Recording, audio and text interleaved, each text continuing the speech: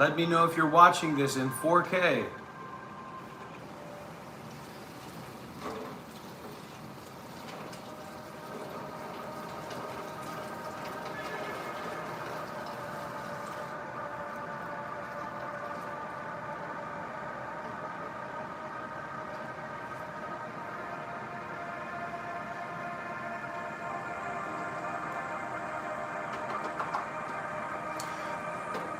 May those who go against me in this great journey fall. May those who support me in this path to awakening rise. Rise up, wake up from your slumber. Wake up from your passivity. Step forward into the field.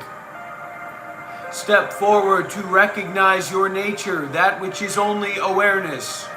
That which has neither person, nor place, nor time, nor situation, nor story. Arise, arise, arise to the storyless vividness here and now. Wake up, white people. Wake up, black people. Wake up, mixed race children. Wake up, Pakistanis. Muslims of the world, wake up. It is time for a recognition of the transitional conflux here and now.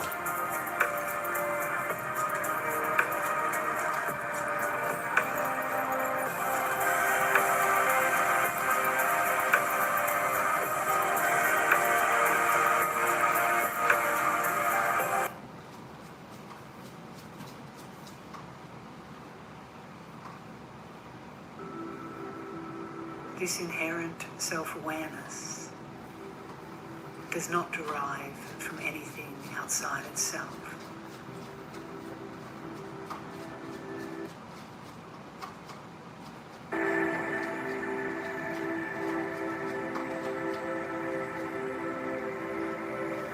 This is the real introduction to the actual condition of things.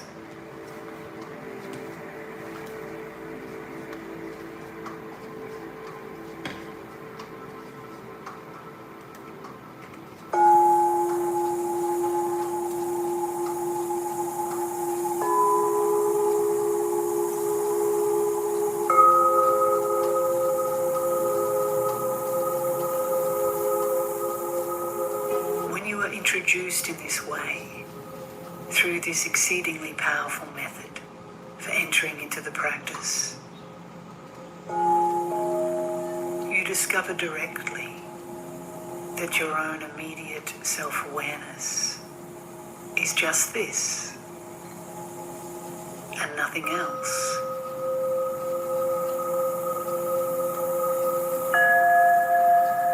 And that it has an inherent self-clarity which is entirely unfabricated.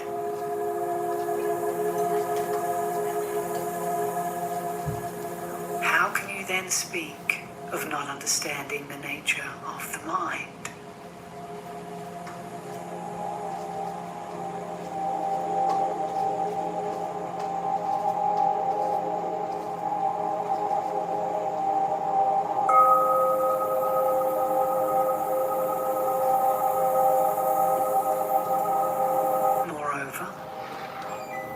Since you are meditating without finding anything there to meditate upon, how can you say that your meditation does not go well?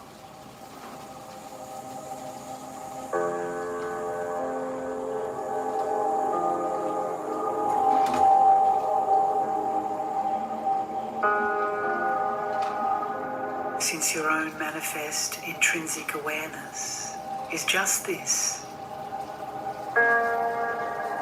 how can you say that you cannot find your own mind?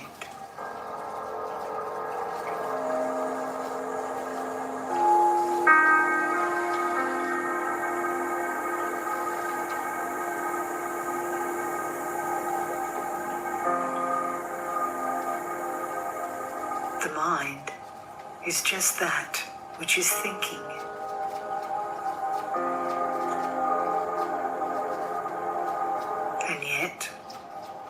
Although you have searched for the thinker, how can you say that you do not find them?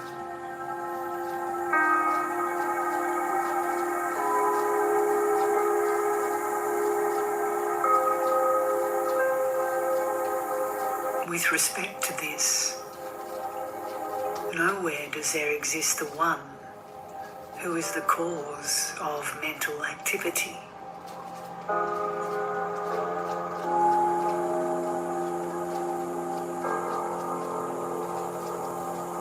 And yet, since activity exists, how can you say that such activity does not arise?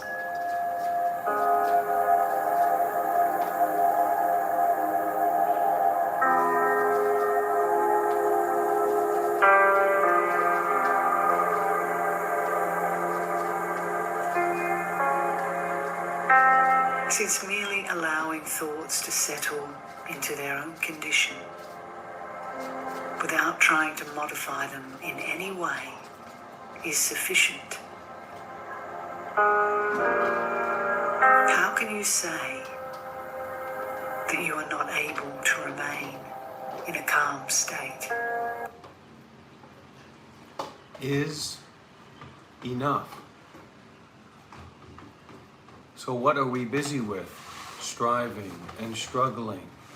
You can't even figure out if you should go back to sleep when you wake up. And you're going to get enlightened or solve the problems of your life.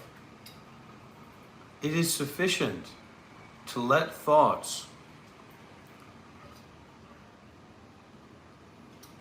return and to be in their natural condition. It's sufficient, it's enough. You are enough. Your life is enough. Yourself is enough. The way that it is right now is enough. The problem of you is based in this not being enough. The great Zen master said, eat, shit, piss. I don't think I said eat, shit, and piss, but I don't think the great Zen master said, eat, shit, piss, sleep. There's nothing else to be done. Actualize. There's nothing else to be done.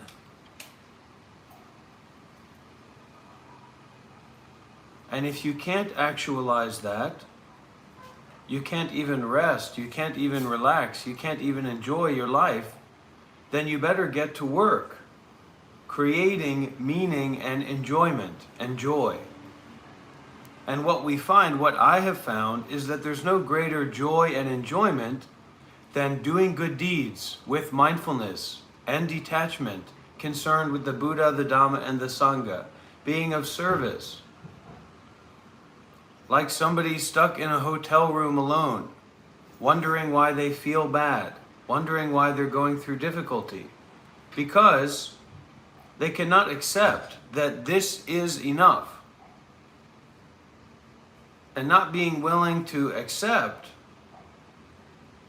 that they cannot accept that this is enough, they do not dare to do good deeds with mindfulness and detachment, concerned with the Buddha, the Dhamma, and the Sangha. Okay? We have to put a little bit of a news flash out there. I don't give a fuck.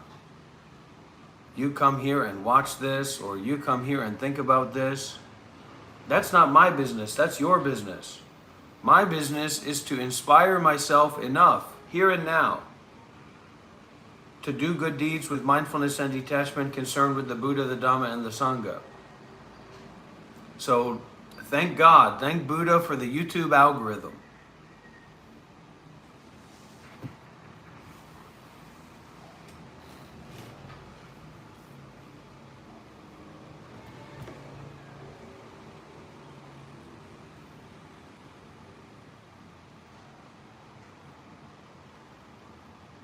Questions about that?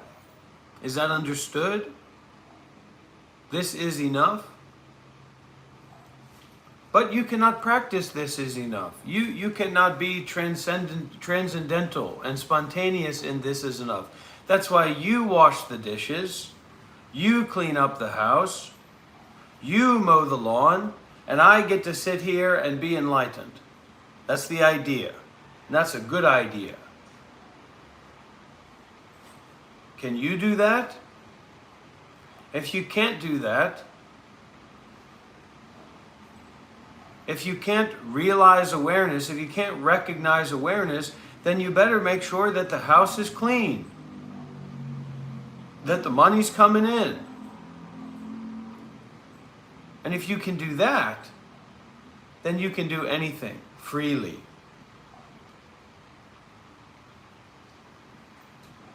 It's not black and white. It's not bigger than black and white. It's not smaller than black and white. It's free of size and shape and form and color and sound and smell and taste. It's free from all that shit. It doesn't have anything to do with all that shit. No body, no mind. No eyes, no ears, no tongue, no body, no mind. You starting to get it? You starting to tune in?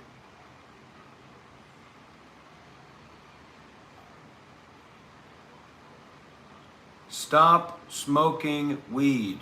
Stop drinking alcohol. Stop leading and living such a selfish, shallow, loser lifestyle. Unless that really makes you happy. Unless that really brings you joy and fulfillment. And guess what, freak? I don't give a fuck what your answer is to that question.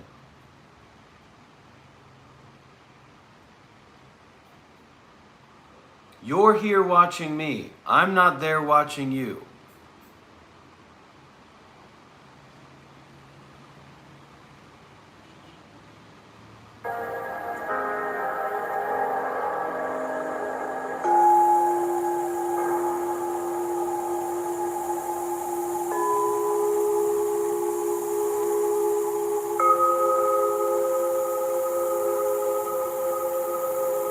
Since allowing thoughts to be just as they are, without trying to do anything about them, is sufficient, how can you say that you are not able to do anything with regard to them?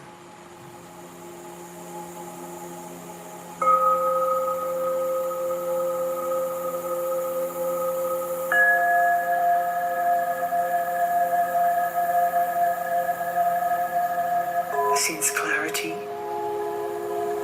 awareness, and emptiness are inseparable and are spontaneously self-perfected, how can you say that nothing is accomplished by your practice?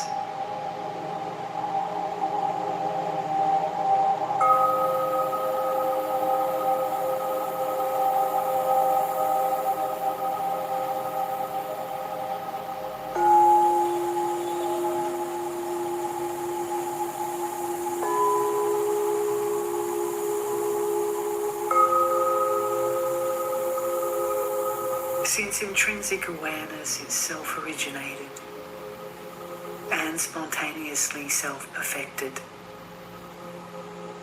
without any antecedent causes or conditions, how can you say that you are not able to accomplish anything by your efforts?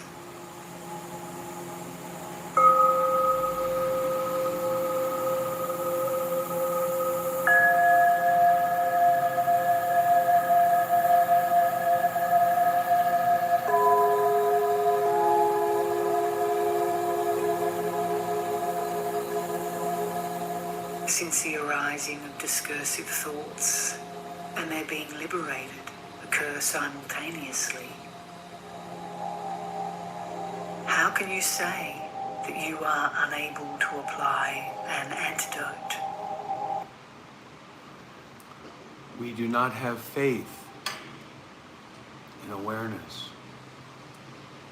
We do not have faith in primordial awareness that is not based in thoughts. So we make more and more problem. Where are all the thoughts that you've ever had?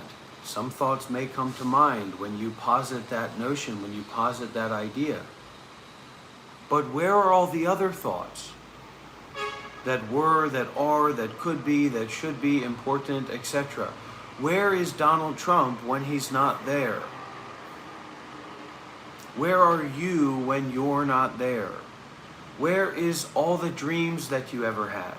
All the dreams that impacted you, all the dreams that affected you, all the dreams that you woke up and said, hey, wait a minute, there's something going on in my psychology. Where did they all go? Well, where they went to and where they came from is not separate from this spontaneous clarity in the here and now that is not based on thoughts. In the same way that the heart is not based in thoughts. In the same way that the eyes and the ears and the nose and the tongue and the body are not based in thoughts.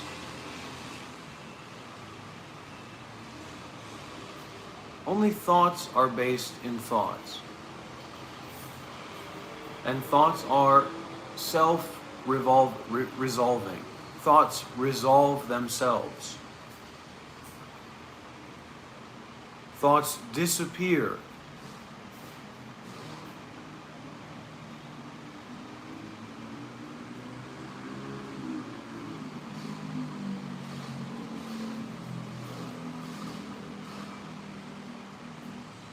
Or were they ever there to begin with?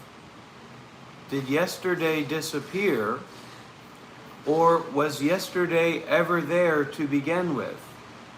Maybe not to speak about yesterday, but what about yesterdays? Who's keeping track? Who's keeping a tally? Who's on first? Theirs on second. What's on third?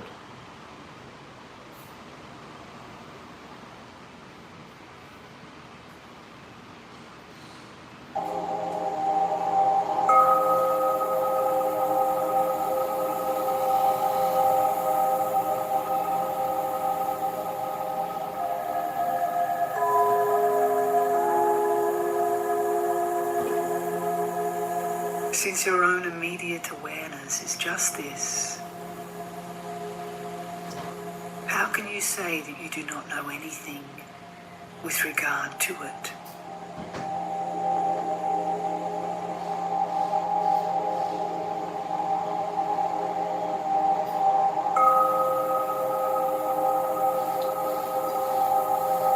It is certain that the nature of the mind is empty and without any foundation whatsoever.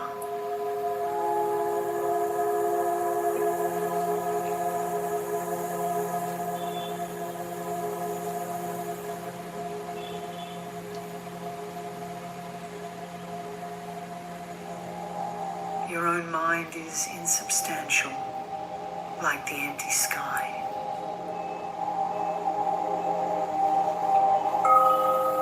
You should look at your own mind to see whether it is like that or not.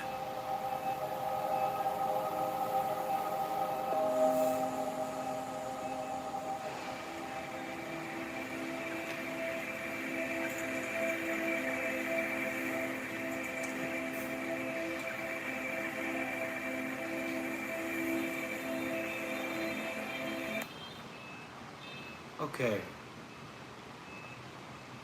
What does it mean to look at your own mind?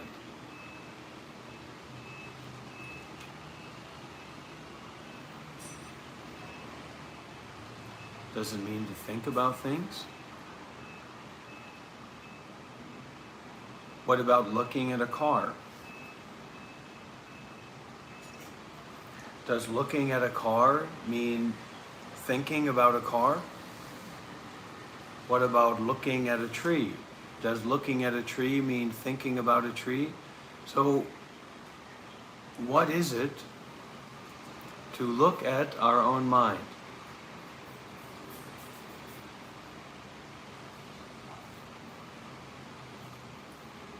Is the mind managed or run by thoughts?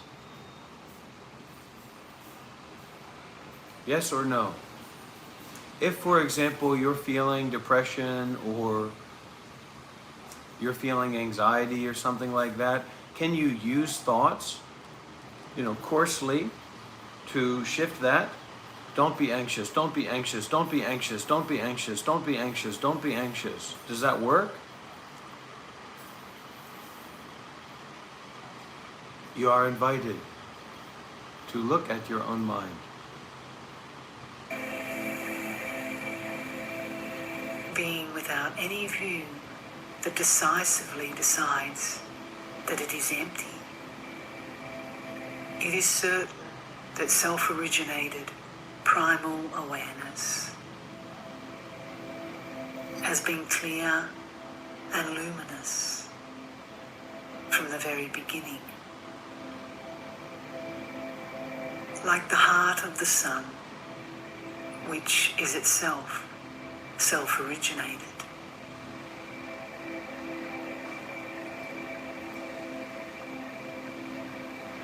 You should look at your own mind to see whether it is like that or not.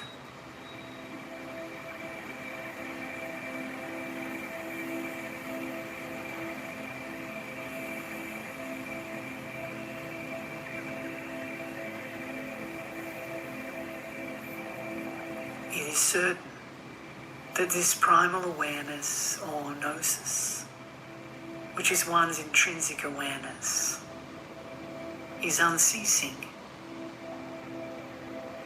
like the main channel of a river that flows unceasingly.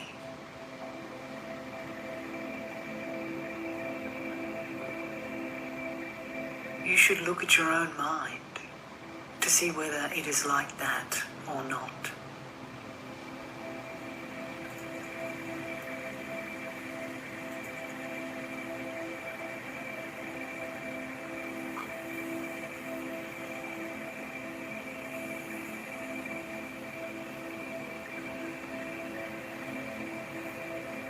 It is certain that the diversity of movements arising in the mind are not apprehendable by memories.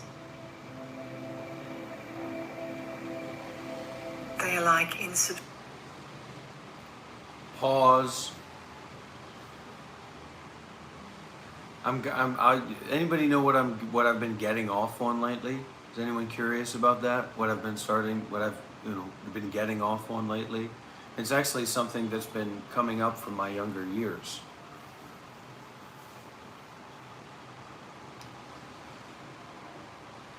Anybody want to know? I've been getting off on making Shiva laugh.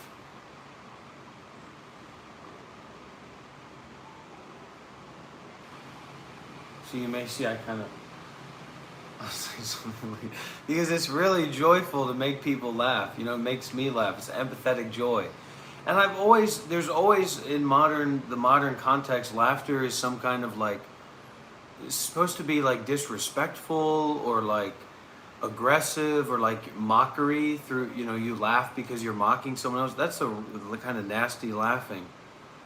But it's actually an empathetic joy, which is a high mind practice. But you lose your artistic integrity if you try to meet someone's taste like his. Some freak who's sleeping on your couch rent-free.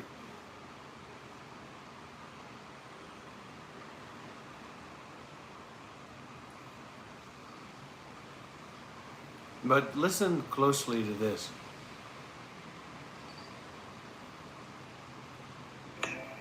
to see whether it is like that or not.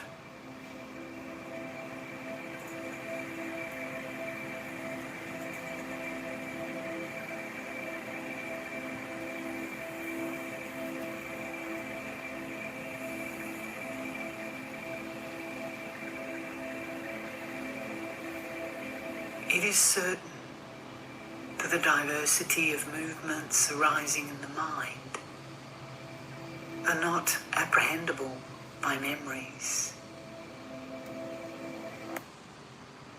Pause. Pause.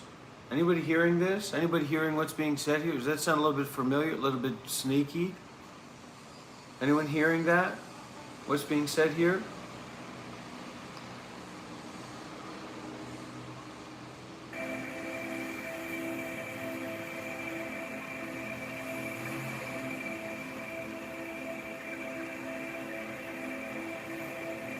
It is certain that the diversity of movements arising in the mind are not apprehendable by memories.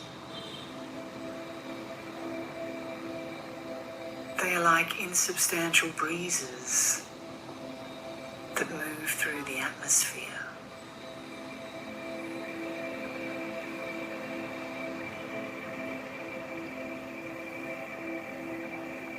You should look at your own mind to see whether it is like that or not.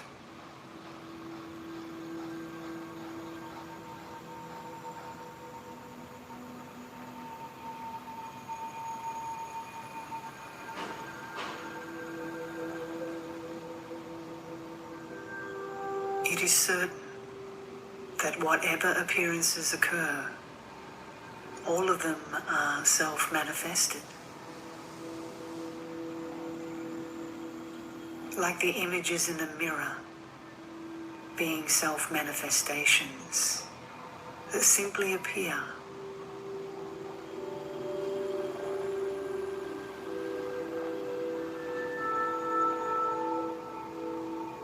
You should look at your own mind to see whether it is like that or not.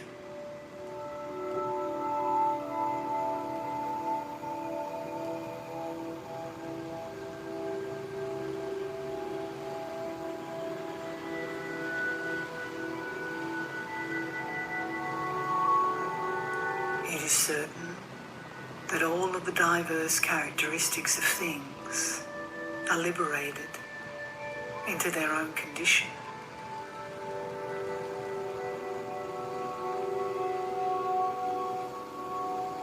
Like clouds in the atmosphere that are self-originated and self-liberated.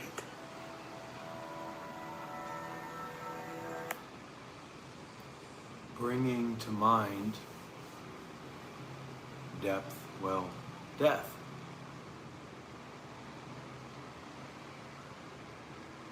Why is death something so obtuse and vague and kind of, oh yeah, okay.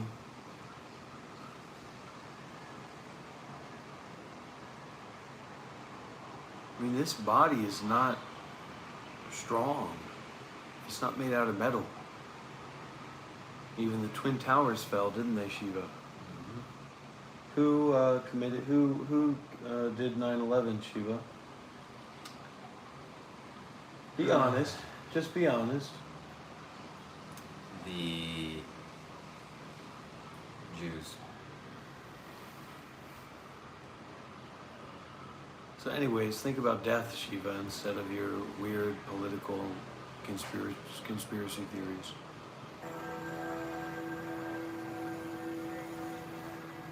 You should look at your own mind to see whether it is like that or not.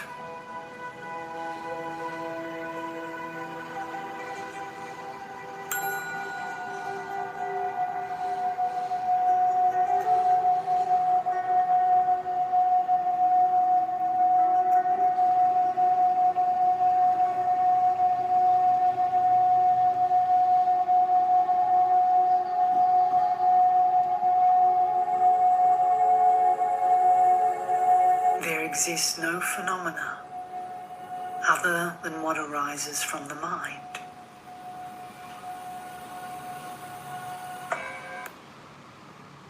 Okay, so this is an interesting concept, but it's very at the heart of what's being talked about here. There's no other phenomena. There's nothing besides what arises in the mind now. There's nothing outside of this now. There's nothing outside of your direct experience. Certainly not for you. There's nothing outside of your direct experience for you. Never has been, never will be.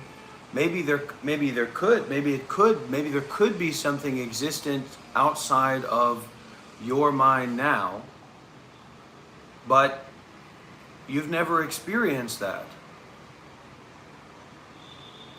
So is that reliable? Something outside of this experience now, is that reliable? And this experience now can have thoughts and notions and subtle movements of future possibilities, past experiences, memories, etc. But can these subtle movements of the mind be grasped by memories? Or are these appearances of memories kind of self-arising?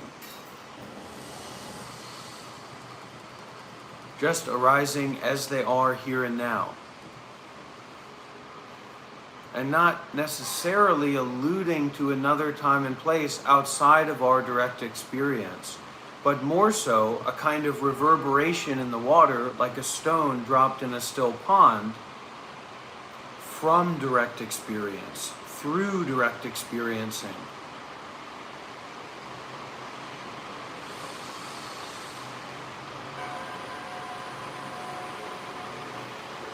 Other than the meditation that occurs, where is the one who is meditating?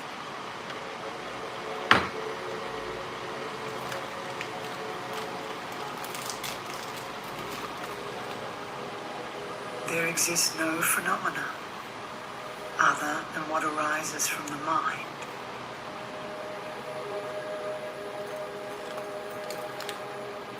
Other than the behavior that occurs, where is the one who is behaving?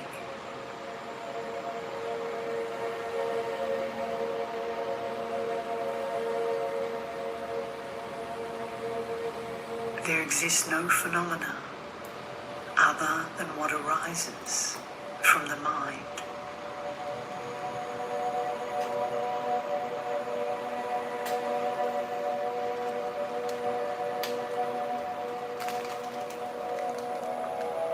Other than the Samaya vow that occurs, where is the one who is guarding it?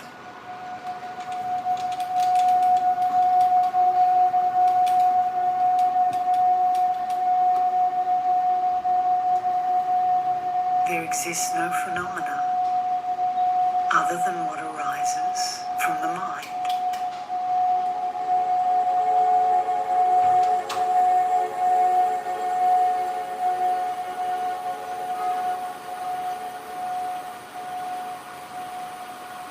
Other than the fruition that occurs, where is the one who is realizing the fruit?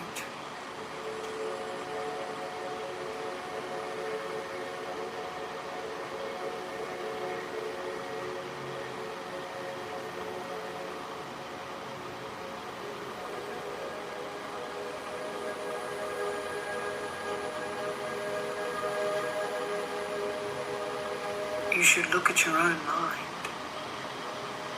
observing it again and again.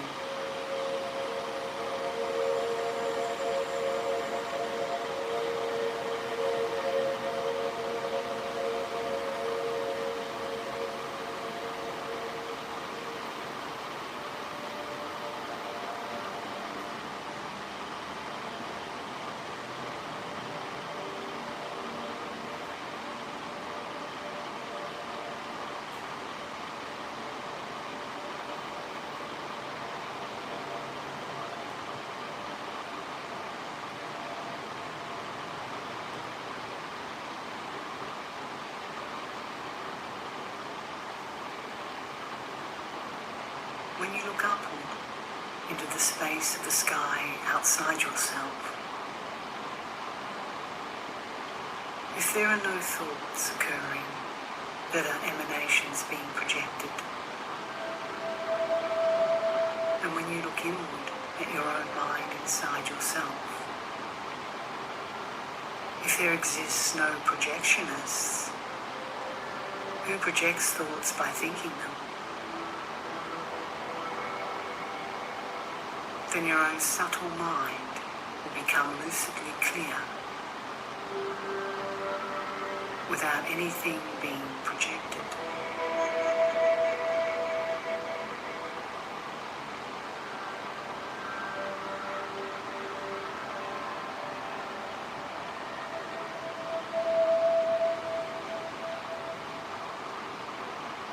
Since the clear light of your own intrinsic awareness is empty,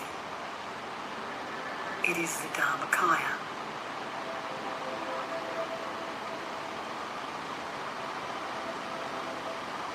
And this is like the sun rising in a cloudless, illuminated sky.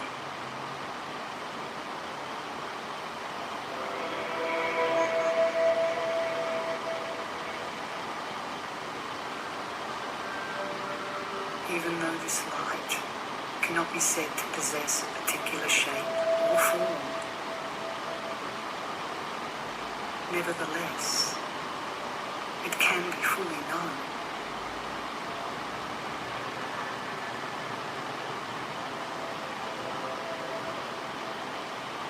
The meaning of this, whether or not it is understood, is especially significant.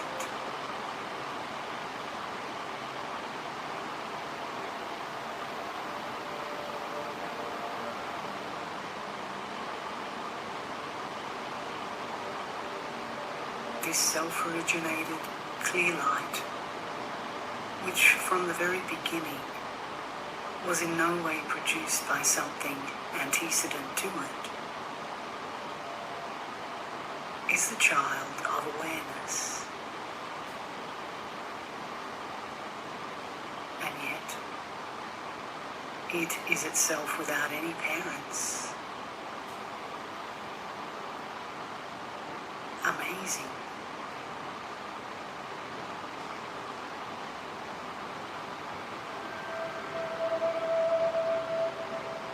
This self-originated primordial awareness has not been created by anything. Amazing.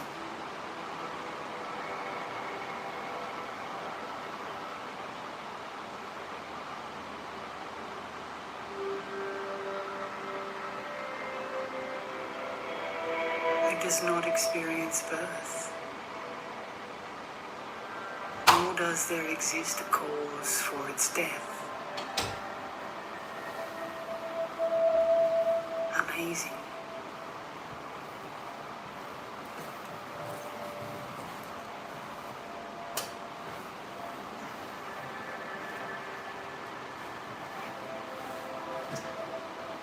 Although it is evidently visible, yet there is no one there who sees it. Amazing.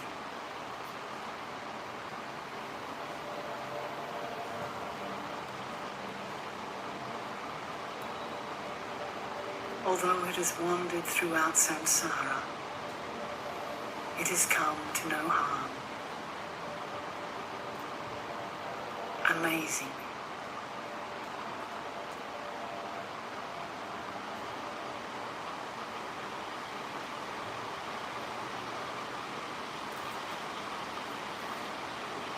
Even though it has seen Buddhahood itself, it has not come to any benefit from this. Amazing.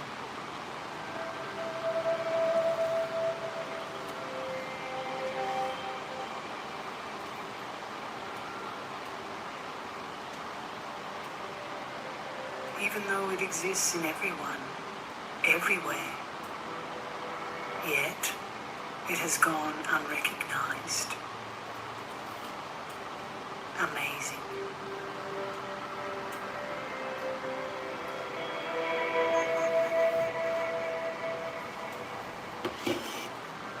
nonetheless, you hope to attain some other fruit than this elsewhere. Amazing.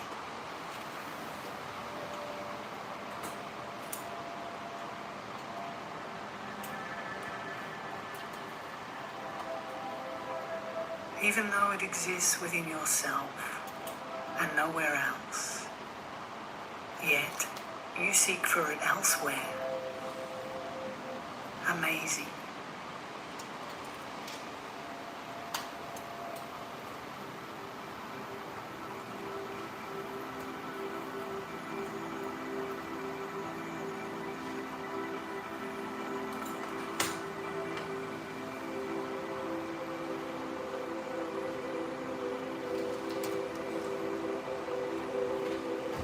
How wonderful. This immediate, intrinsic awareness is insubstantial and lucidly clear.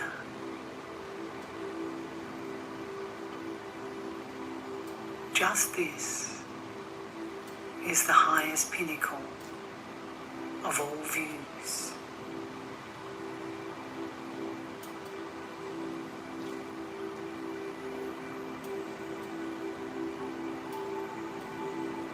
It is all-encompassing, free of everything, and without any conceptions whatsoever.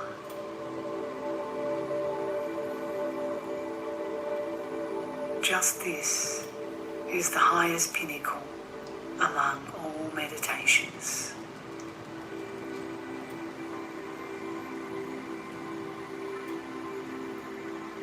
It is unfabricated and inexpressible in worldly terms.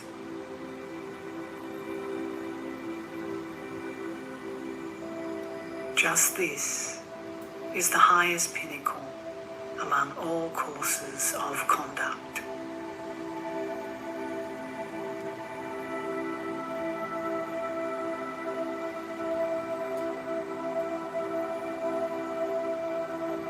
Without being sought after, it is spontaneously self-perfected from the very beginning.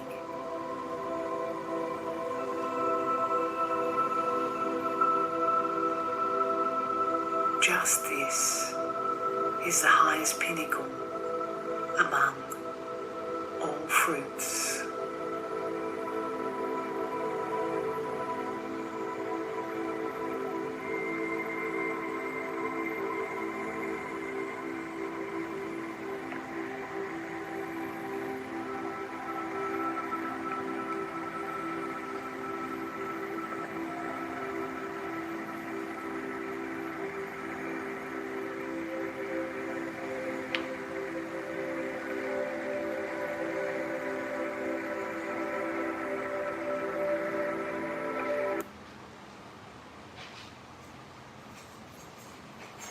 So Shiva, are you excited for the 10-day Vipassana coming up? How are you feeling about that? Here, I can put it down more.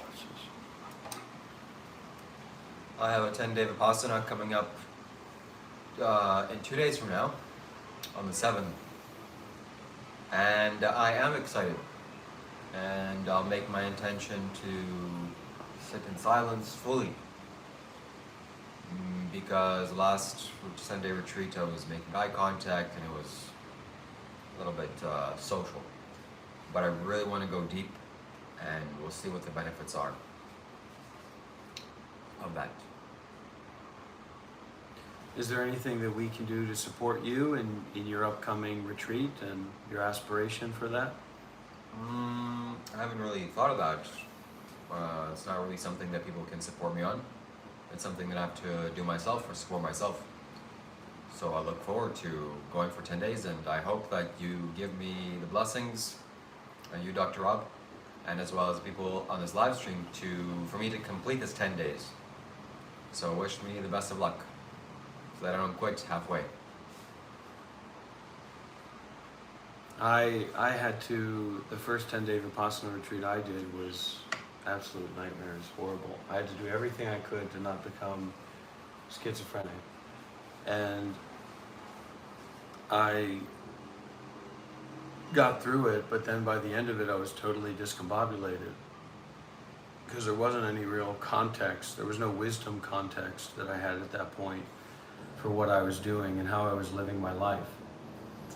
And in a, kind of like a common way, you can go through something like that and then you just go back to mining. Like they send the miners in Australia to do these 10-day Vipassana retreats.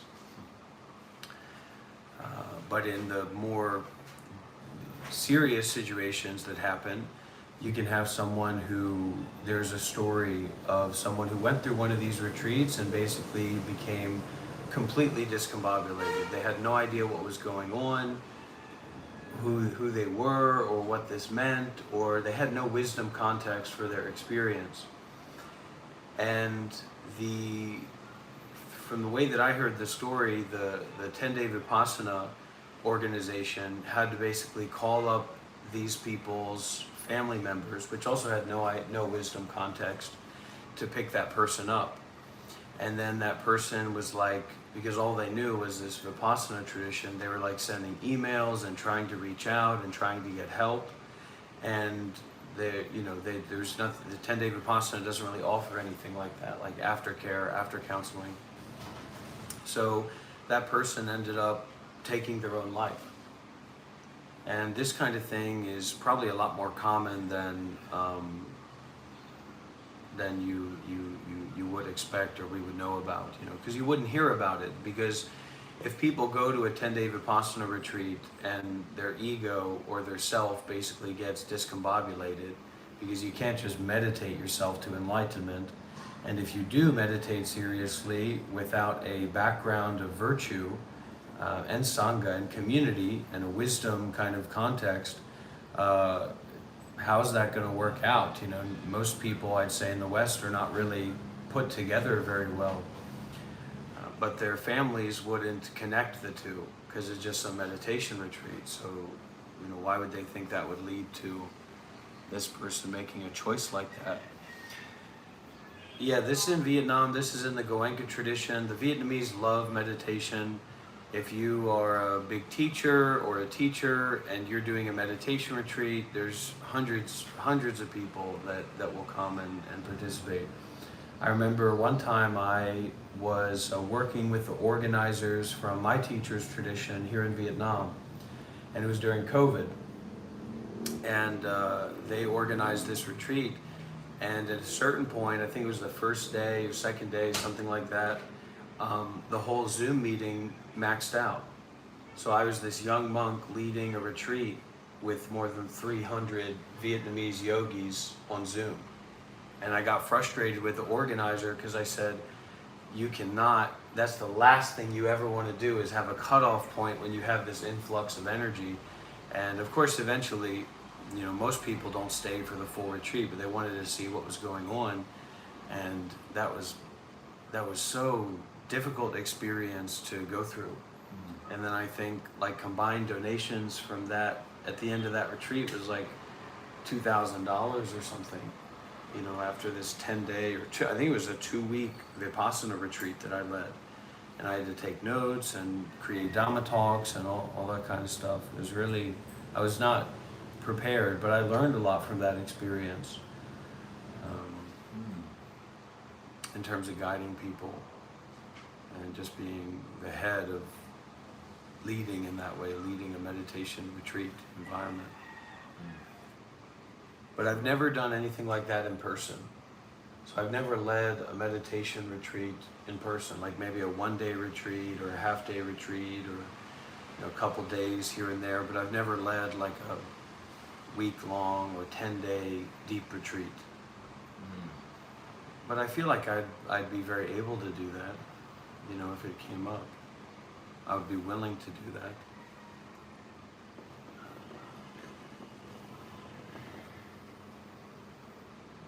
But I wouldn't just do that for the sake of doing that. Like when we were in Australia, we just had a couple people, and I'm not gonna try to say, okay, we're gonna do a meditation retreat.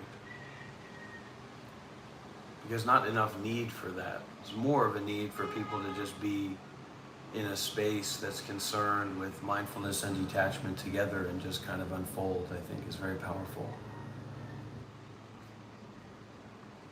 It's Shelley, sounds like a nightmare. I don't want it. Hey, I want to make this clear. I don't want anything to do with the 10-day Vipassana tradition and going through a 10-day hell experience and then volunteering and then going through another 10-day hell experience. And then the gift that they give is now you can go through a 20-day hell experience and they put you into a box. So they go into like 30-day and like 60-day retreats where literally they put you into a box in the dark and you just sit there and meditate. For any consecration services or practices in the last 2 days that you're here before you go, I'd very much appreciate that. Well, we have the Linga Bhadavigudi, which sits on a table. Some of you have seen that. And it's a very powerful energy space. So I will leave it here for the 10 days. And all that's required is for you to put some oil in it and light it once a day. This will energize the space. And the prana that goes into the walls will never go away. It will take years for this to subside. So this will be a powerful energy space once this goes. And just FYI, the only reason he's saying that and doing that is so that he definitely has a place to come to directly after his 10-day Vipassana retreat. Just FYI. But what I'm really feeling is this kind of interdisciplinary, inter-tradition work to consecrate these spaces and to create this consecration that's not based on the rites, and because we do need rites and rituals as we're building community and as we're creating consecrated spaces, but we don't need an attachment to a particular tradition. You know, this is the tradition of awakening. This is the one door that all enlightened beings enter through. I'm glad you can feel this.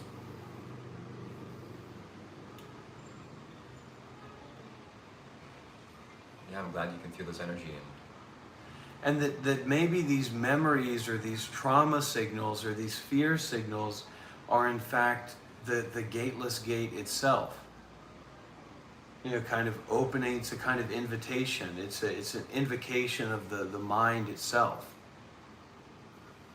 We got hacked. These goddamn hackers.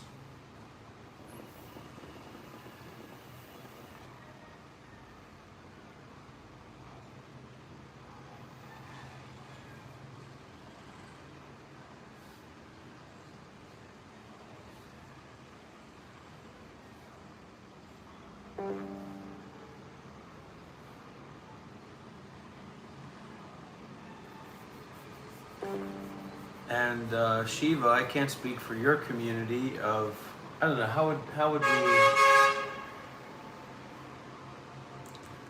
would we, and be careful about exaggerating as well, because you miss out on a lot of part there, but I can't speak for your community, of course, but I hope that in the future, when the time is right, when the conditions are right, that our community, as well as a kind of inter-exchange, can support you for your next Sadhguru Isha initiation.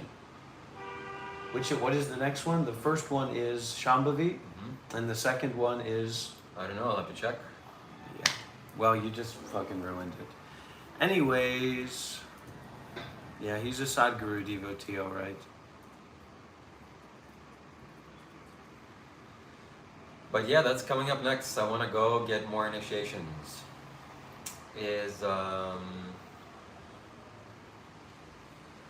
Not Shambhavi, but Shunya. Next one is Shunya. Yeah. So I hope that in the next year or whatever it might be, that you can be supported to get the Shunya initiation. And that's a great thing to make a video about. Ask for support, and not even that you would need that necessarily, but asking the community to support you to go and do that is a really, I think, powerful way to, you know, create that energetic connection. Absolutely.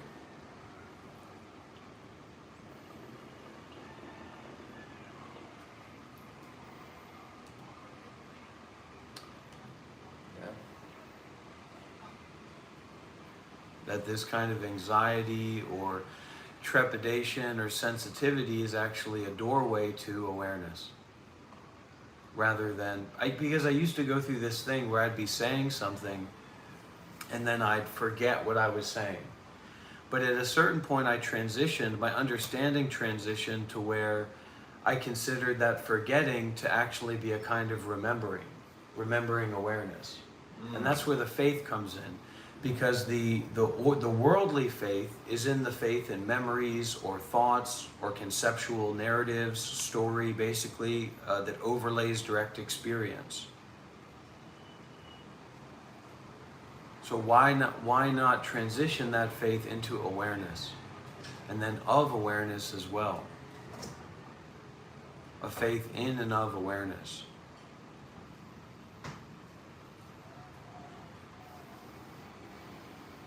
And not letting the ego get a hold of us. Because everybody's shit stinks. I hope I haven't smelled Shiva's shit. I think I actually have. I don't know if he's not familiar with using a bum gun or whatever. But, I'm very well cleaned after I use the toilet. But anyways, everybody's shit stinks. So the principle of like this guy's shit or that person's shit stinks, especially if you're practicing a vegan diet, is not a reliable way to then navigate these subtle movements of mind.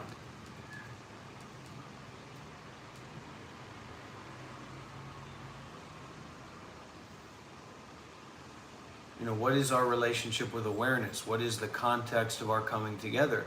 Is it awareness, or is it the smell of our shit?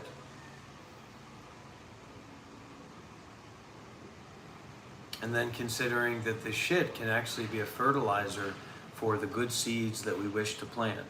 So instead of worrying about the shit, how about we consider about this composting practice and the seeds that we're planting in the face of what we encounter?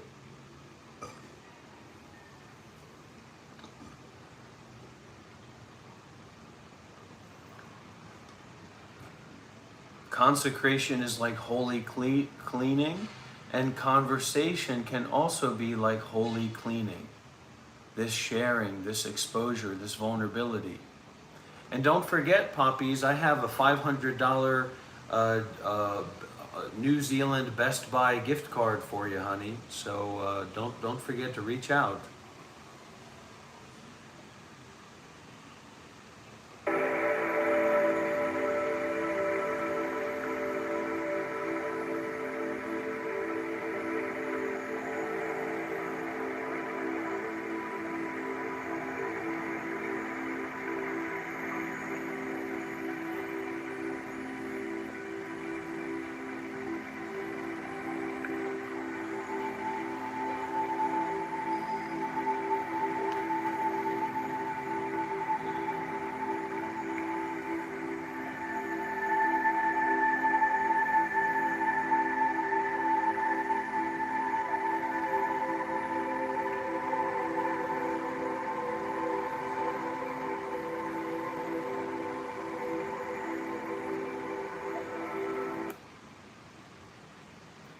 Now, this is a really interesting and vital and potent mentality when it comes to communal living, communal living in consecrated spaces.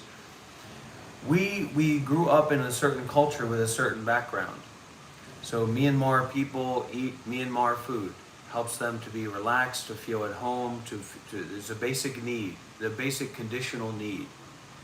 Western people have certain temperature values that they are adjusted to. But in terms of communal living in consecrated spaces, is the principle that we have all these things to use for ourselves, or that we have all these things to use for everyone? So I was talking with Shiva about this, how there can be these environments and these communal spaces where you have Dhamma teachers, or you have people who are doing different kinds of work, different kinds of sadhana or practice. And so they are exhausting themselves in that sadhana and in that practice. using what is available. But using what is available is not related to this kind of possession or ownership.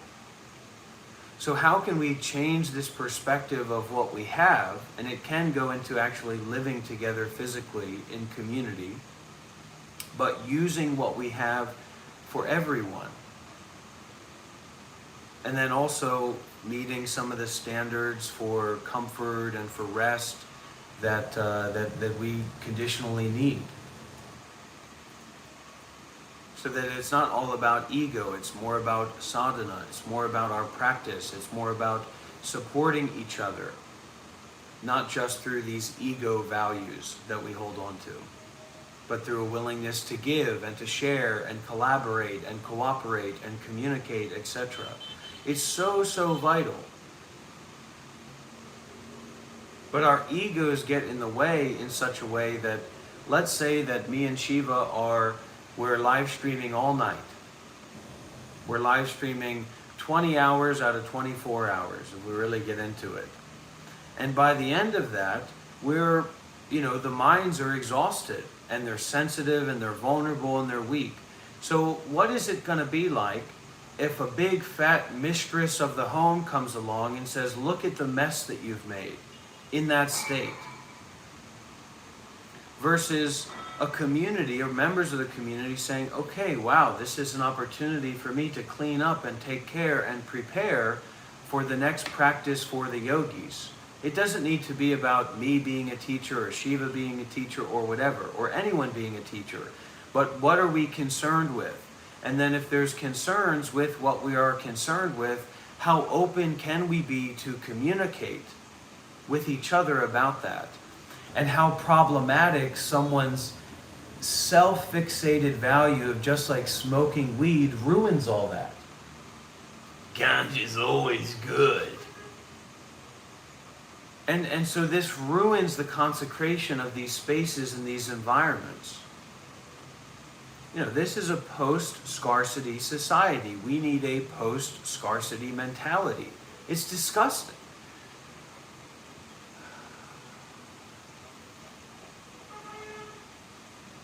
So I have a lot of, work to do as an ego as well, but we can be flexible and we can talk about these things. We can communicate about these things.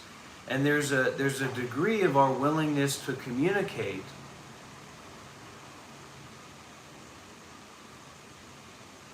that gives us a kind of role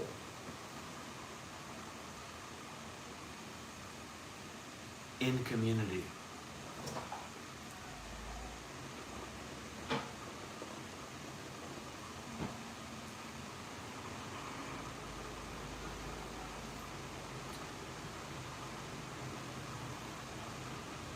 And you can see what an unspiritual person like Shiva does. Where we got hacked again, hold on everybody. And if you would like to see this live stream in 4K with high quality audio, head over to the Monk Life Meditation YouTube channel. And if you'd like to see a lower quality stream in low audio quality, low video quality, low framing, then you can stay on the Shiva, Kailash, Shambho server. But I'm currently being hacked, so you might not have much success if you head over there right now. Come on.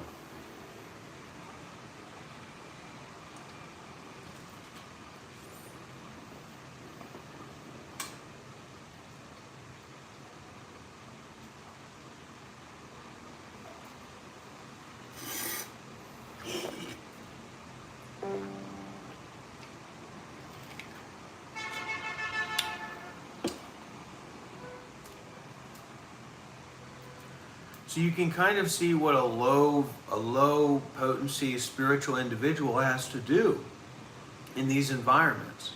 He has to eat, he has to feel the flavor, he has to enjoy the fruit. Look at him enjoying the fruit.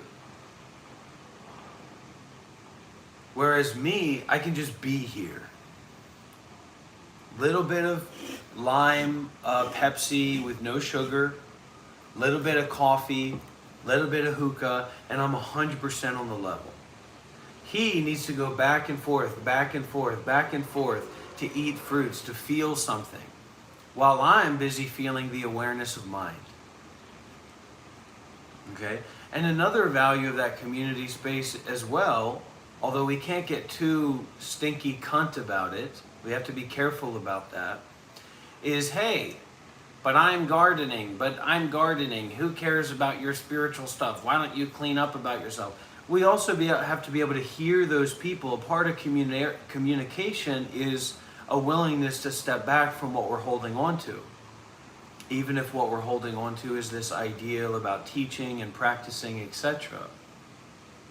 You know, we have to be able to stop and say, wait a minute, how stinky is your cunt? We have to actually have that conversation. We have to collectively sit down and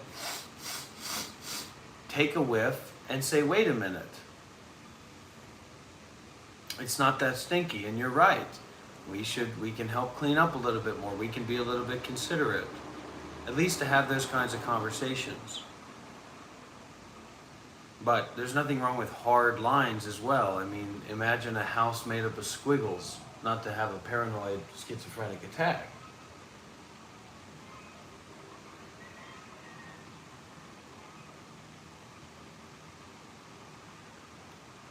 Because at the root of your mind is like a creation device. So creating the device, and Shiva is eating the fruit of generosity. The creation device is inside of yourself, let's say. So the visuals, the sounds, right? Like the potential to be schizophrenic is the potentiality of creation of the mind. And neuroscience backs this up as well.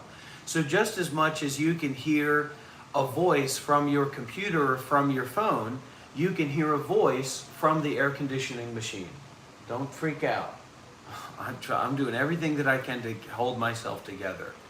And I've been doing that for years, you know what I mean? That's why I don't want to go to a 10-day Vipassana retreat, because I feel, fine.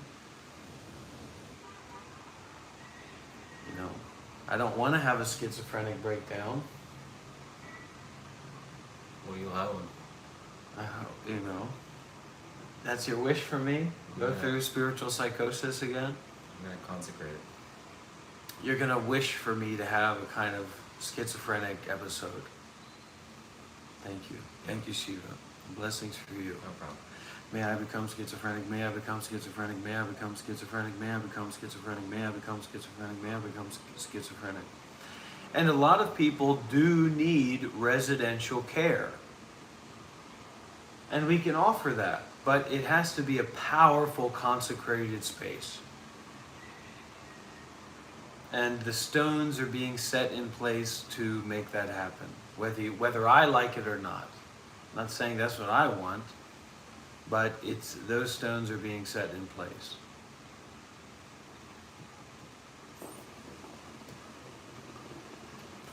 I want to go feel something. I gotta go and do stuff. Okay, see you later. Shambho, Shambho, Shambho, Shambho, Shambho, Shambho, Shambho, Shambho,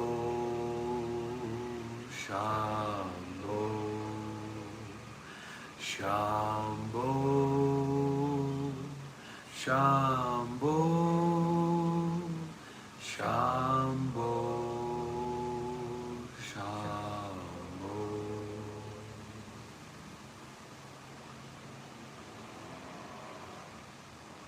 Looks like we have a ironic Buddhist absurdist disciple who said, they said their username is wisdom is mine.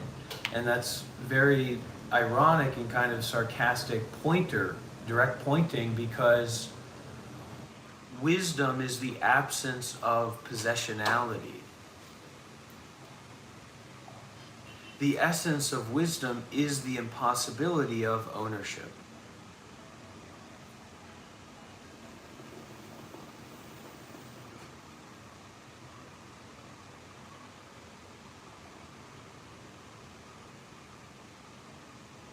Remember, nothing is allowed to be sacred.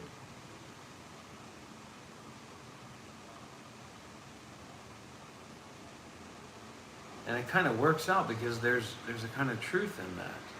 So you can't say that that's not factually true. Maybe it's not factually true for them, but that's their business. That's not our business. That is not, that as a thing is a not, is our business, is our collective business of those who are concerned with mindfulness and detachment, concerned with the Buddha, the Dhamma, and the Sangha. And if Sadhguru's a Buddha, great. If his teachings are the teachings of awareness, great. If Isha Foundation is that Sangha, great. Why do we need to exclude? Seattle wouldn't exclude.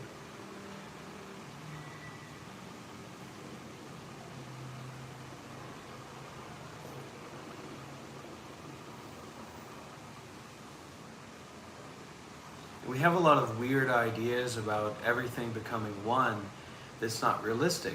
Myanmar people can't magically speak English. So it's not about that. It's not about some vague notion of oneness. This is not my channel. My channel is Monk, and Shiva hates when I say this. My channel is Monk Life Meditation. He's coming back. Monk Life Meditation.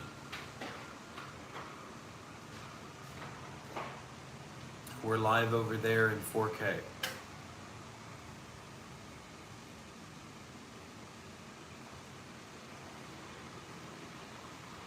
Are you going to go? I thought you were going to go for a walk or something. But Vietnamese people love that kind of thing. Like if you go out and walk around like that, you'll get tons of vibes, you'll get tons of good energy. Vietnamese people love that. Whenever I walk out like looking more funny and stuff, people see me more than if I go out and I'm just like wearing my clothes or whatever, you know, like casually going out. It really seems to feel, because they're like the Western people that go around. I saw a Western person today and I felt so icky. I felt so disgusting because he was very pale and kind of looked like me. And that parallel, and then him seeing me and like resonating, oh, that's another me. Oh, it made me feel so sick. I had to look away from him. And that's very bad. You know, you can't reject people like that if you want to deal with the suffering in yourself. So you look at that and you embrace that. But the funnier and more ridiculous that I'll be going and walking around, the more that I'm like clearly seen.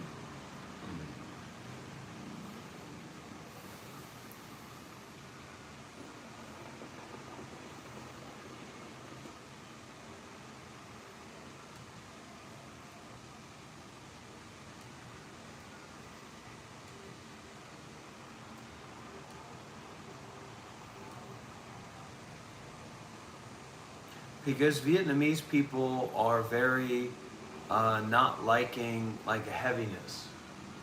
They like a lightness. They like a relaxedness in their work and in their, like when I was in Australia in Sydney, which is a horrible place,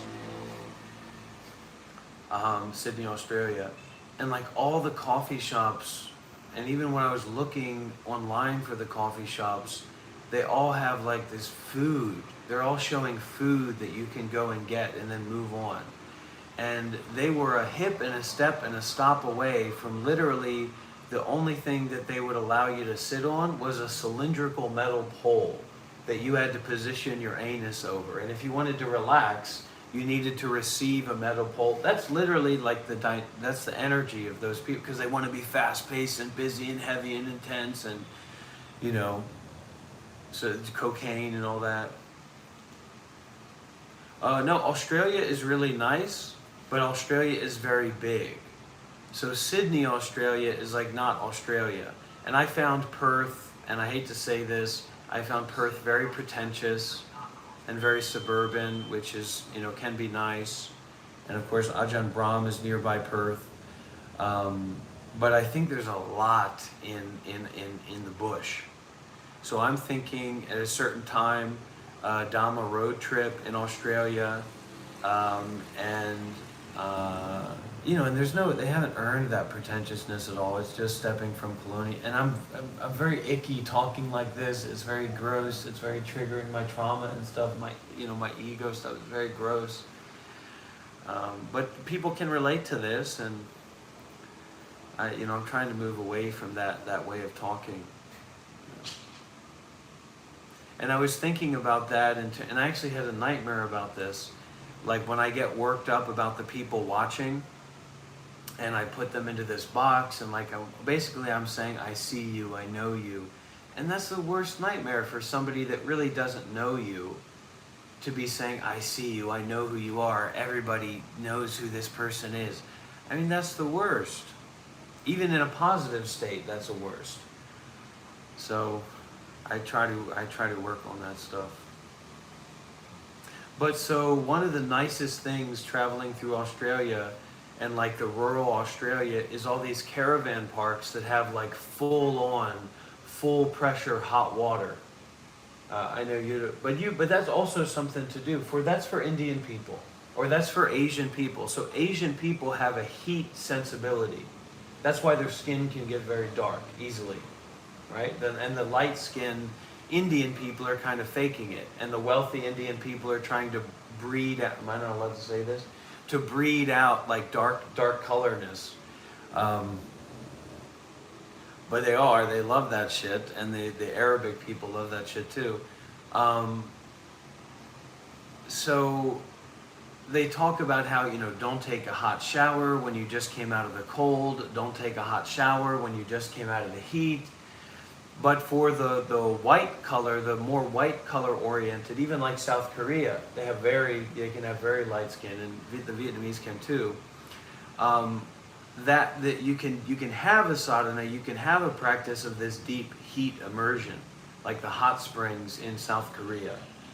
And if I was to do like retreats, one of those styles of retreats that I would like to do, and I can see it, and I'm so happy that you're here, Shiva, because I can see that our energy could carry a lot of young men in these kinds of things, but like a wandering, traveling, kind of ascetic, but also we can stay in hotels, or we can do something like that in South Korea or in Vietnam, and then we can also do India. That'd be more of an intensive retreat. And we're just wandering around, and we're practicing, and we're doing the live streaming, and people have a little bit of respect and reverence, and also playfulness, and just going like that, and then Shiva and Dr. Rob have to take a rest, and spread that out to everybody else as well, and then just doing through that. And then some of these young men who do have these little selfish fucking punks that do actually have some money, right, but they're not willing to give any of it, then you get them to actually pay for the hotels and pay for different stuff like that. Let's set that up. That was our intention in Bali, but it didn't happen because it wasn't meant to. It would take time, because your ego is just ready to fucking whip its dick out and dance around, and if you watch the video of him dancing around, it doesn't need to be said. Fucking... Yeah, so you come to Vietnam, Dr. Rob will give you a nice experience, spiritual experience. We'll host you on your dollar, of course. We could do a little bit of that in Vietnam. I mean, I'm a little bit busy right now, but we could slowly work towards that in Vietnam. And it would be like a week intensive or something like that. It wouldn't be open-ended.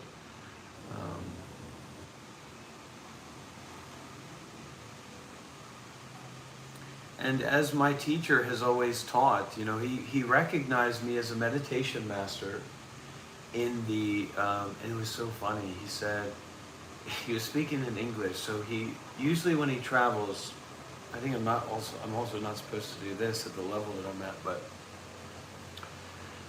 so when he travels, he brings along like really senior sayadaws that are not in a position to teach like meditation for Westerners in any way, and they can't teach in his tradition and like the way that he teaches. But for Myanmar people, he can teach. So he brings them on as like positions of seniority, and they're his. They support him. They create a context for seniority for the lay people to support and follow along with.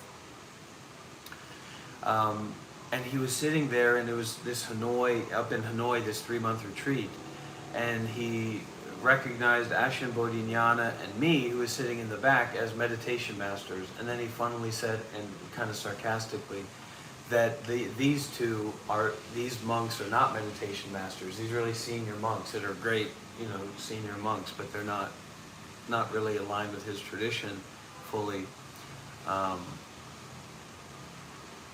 But he conveys that one of the best ways to practice is to teach.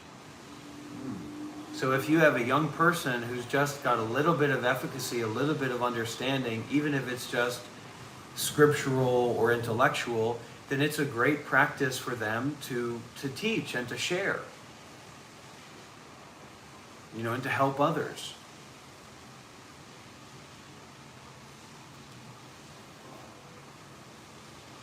Yeah, I agree with that.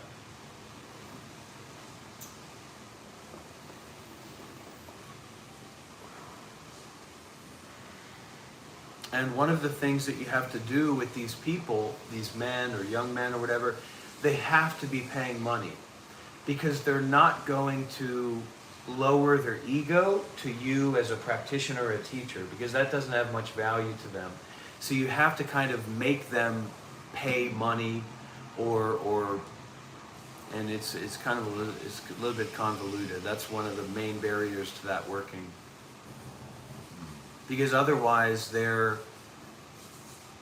confused that this is not something they're paying for, so it doesn't have value, and also they're not invested in it, and yet they're involved with it, so they must be equal to you in terms of what's going on. And then it just creates this quasi-disassociated state where they're willing to kind of follow and participate, but they're not really allowing themselves to follow and participate and to give, because that would put you into a position of superiority over them, and that's not allowed unless it's something that they're purchasing. Right? Like you go to a shop and you put that shop in a position of superiority over you that then allows you to give them your money, because there's a value in that is material, and this is an immaterial value. So we could key into that, we could tune into or connect with that if Sadhguru was doing a trip. If Seattle, my teacher, was doing a trip, maybe you wouldn't be jumping right on, but I would say, okay, I wouldn't jump right on. And if Sadhguru was doing so, you'd say, of course, I'm going to go in, right? And you would fully practice like that. There wouldn't be any question, So it's, and that's why you get the value from following and supporting and practicing in that way, because that itself is a value.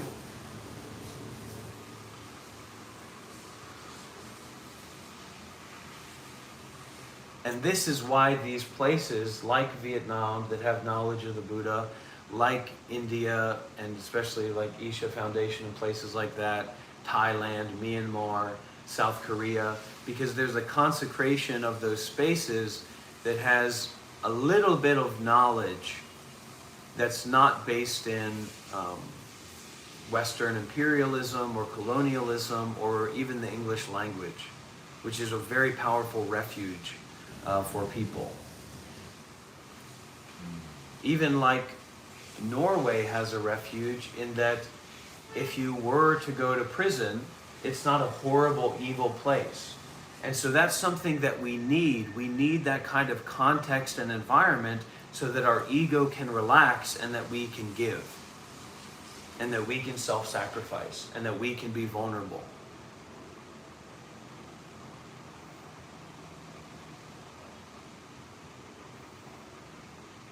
And those consecrated spaces are very, very important if you dare to practice sadhana seriously. And eventually, you're consecrating your own mind. So Sadhguru can't go to a place that's not consecrated. Sadhguru can't be in a place that's not consecrated. But me and you, as ordinary human beings, can. And so those consecrated spaces are actually something that have a very, very high value. That's why this space has a very, very high value. But it's a materialist, that's an immaterial value, which is why people don't key in. But if there was some advertising scheme and commercial scheme, then everybody would be looking at me and Shiva like this. You'd have a whole Zoom meeting. You'd have, it could be 100 people or 20 or 30 people, you know, looking at me and Shiva like this.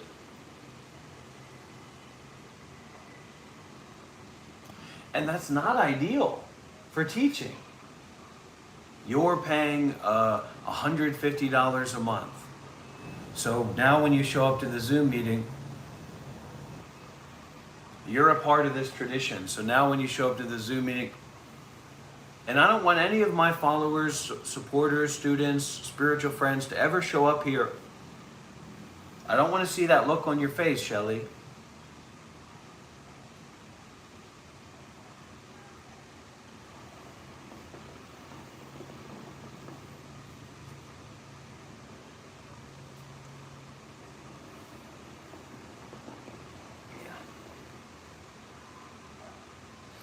Shelley, did you get my email?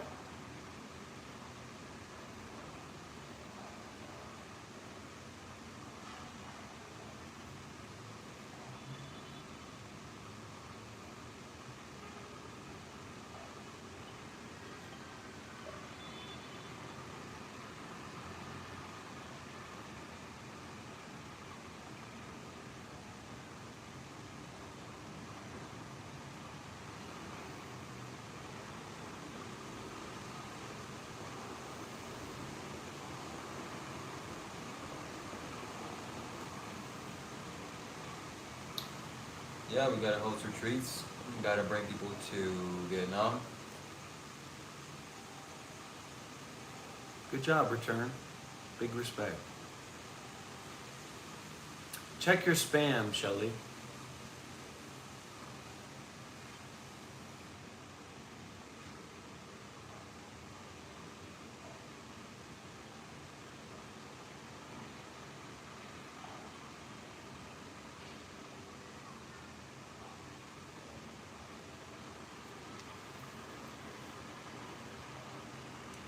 Shelley, you want to hear something interesting? So, my mom, growing up, before I knew her, yeah, it's about you too. My mom growing up before I knew her, apparently she had a nickname. And her nickname was Shelley.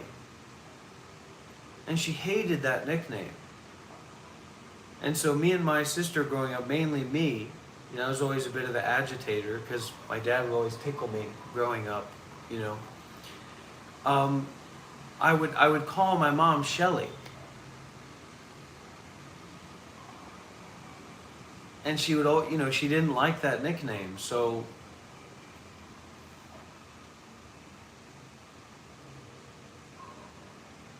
a little bit interesting. And I just remembered that. It just came into my mind. Yeah.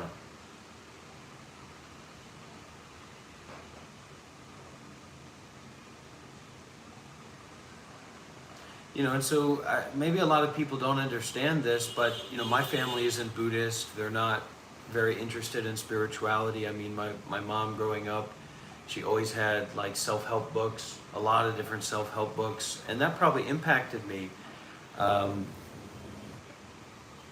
That probably impacted me in some ways. But so, you know, now at this point, you know, this is my family. The Sangha is my family. The Buddha, the Dhamma, and the Sangha is my family. And when people come here and they donate their bodies and their minds, that's the way that it is for me. I'm not trying to institute other people to see it that way or to see me that way, but that's how it is for me. And it's not just particular people, but the Sangha. And I will mean that as much as I'm alive. It doesn't mean, you might feel that way, but it doesn't mean you'll always feel that way about it. But that is how I, vow or have heart to always, go in those directions. Okay. This is too much. I have to go feel something now.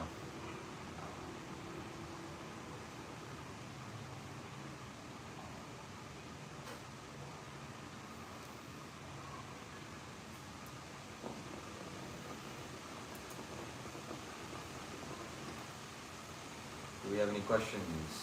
Yeah, Michael Wardwell. Michael Wardwell, that sounds like a name that's attached to a good bank account.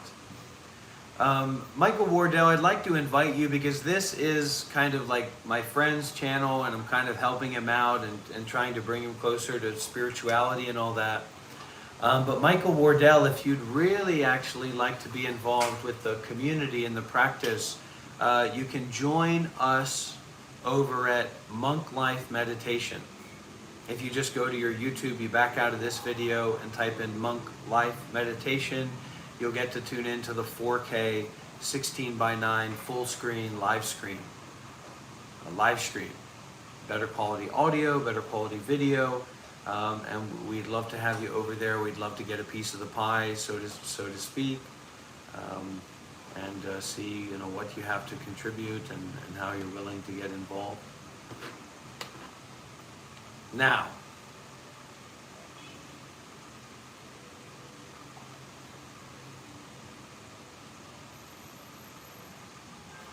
Shiva is donating his body to the Buddha, the Dhamma, and the Sangha.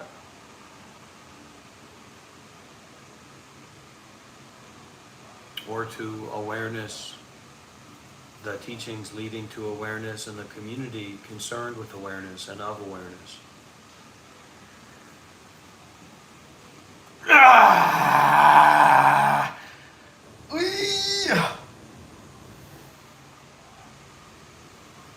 And if you feel that anxiety inside of your body, don't say that's wrong.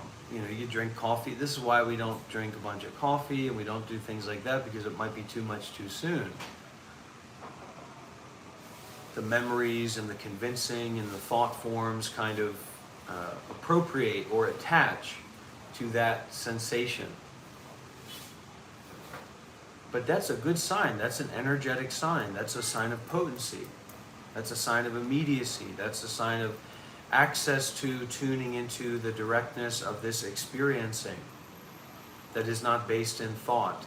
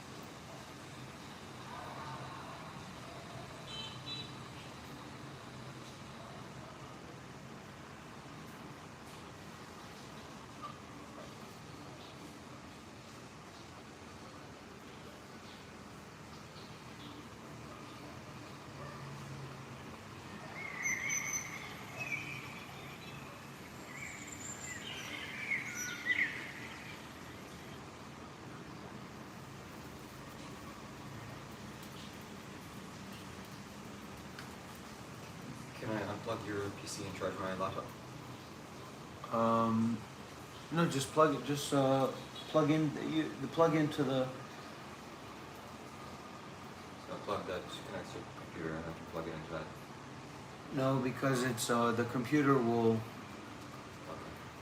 This computer takes a lot of power. But what you can do you know if you have USB-C charging? This plug doesn't work. That's all right. It's not right here. Big deal.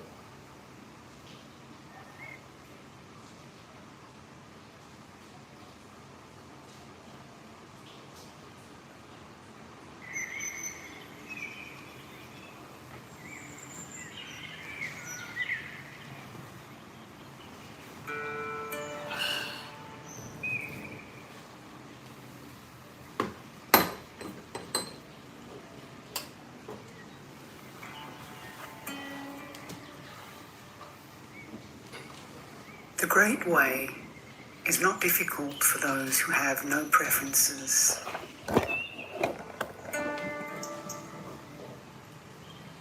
When love and hate are both absent, everything becomes clear and undisguised.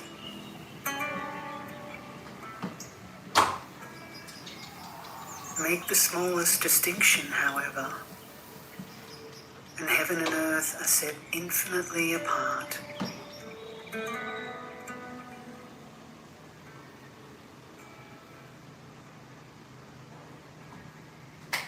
If you wish to see the truth, then hold no opinions for or against anything.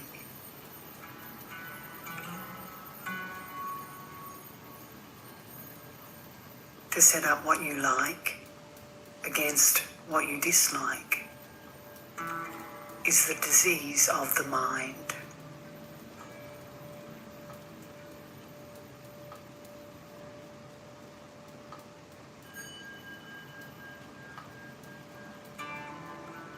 When the deep meaning of things is not understood, the mind's essential peace is disturbed to no avail.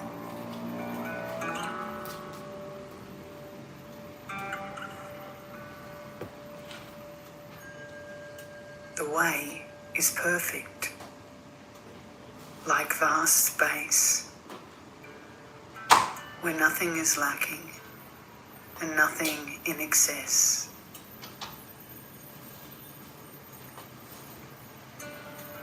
Indeed, it is due to our accepting and rejecting that we do not see the true nature of things.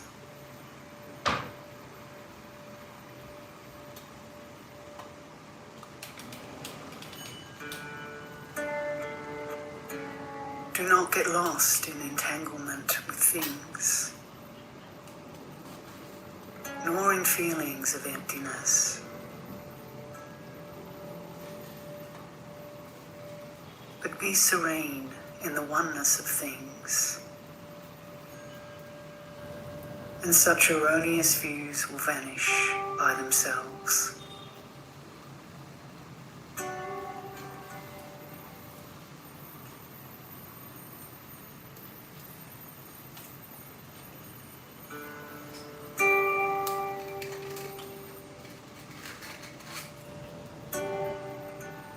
When you try to stop activity by passivity,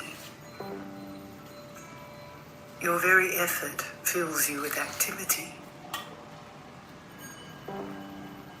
As long as you remain in one extreme or the other, you will never know oneness.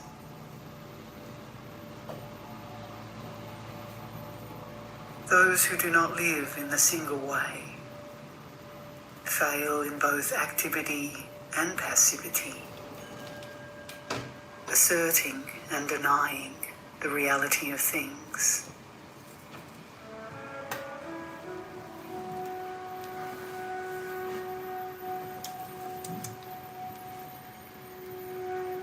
Deny the reality of things, you miss their deeper reality.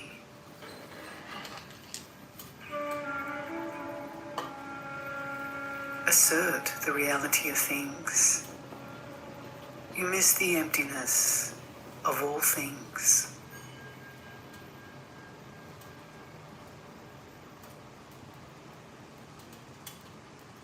In terms of, I know a lot of people can be interested in this, like in terms of dream work. So eventually, your realization will reach the dreaming state. But that's a long haul.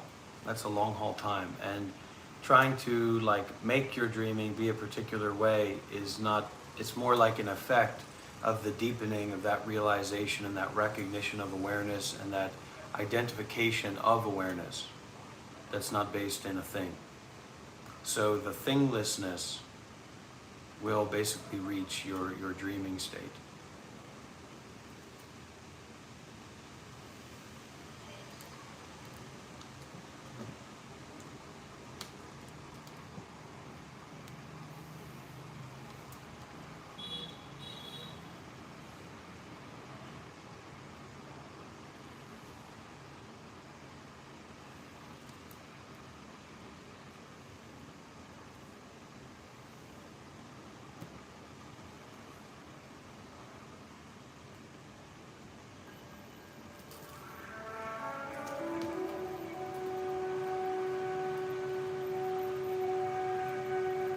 The more you talk and think about it, the further you stray from the truth.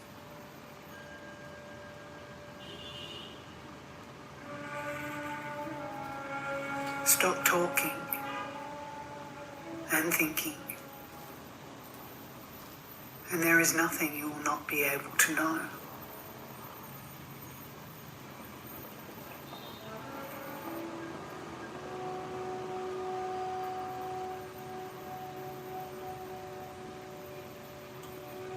To return to the root is to find the essence.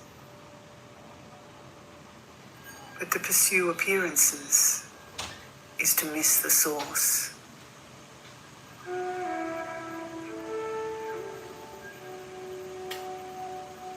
At the moment of inner enlightenment, there is going beyond both appearance and emptiness.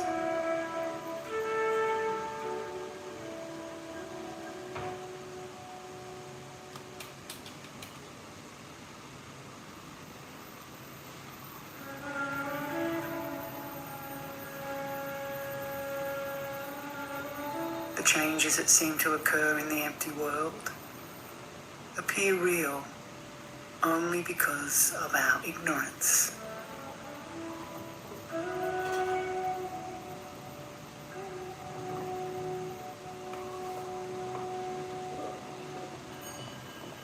Do not search for the truth.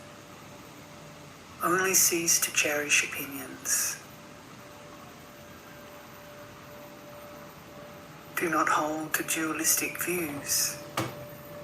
Avoid such habits carefully.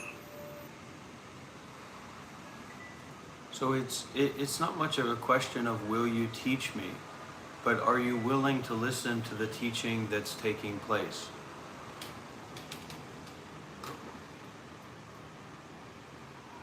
So it's like coming to a place where and I'm not saying I'm equal to a university professor or whatever, but it's like someone going to a classroom full of people or a couple people, and there's a university professor teaching.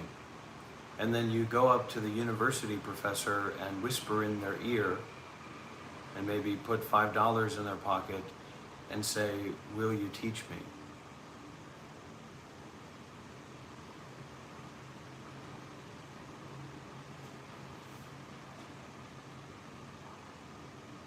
So the nature of a Dharma teacher is that they're already teaching, and ideally they're always teaching.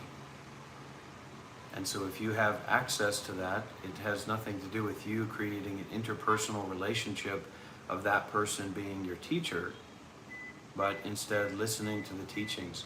And then you can make some kind of determination or consideration if you personally, which has nothing really to do with the teacher, would like to see them as a teacher or practice in that way in your own life. The teachings here are already taking place. If there is even a trace of this and that, of right and wrong, the mind essence is lost in confusion.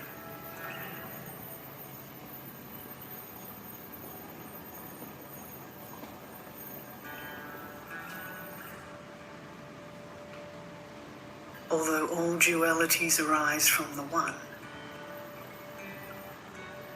Do not cling even to this One.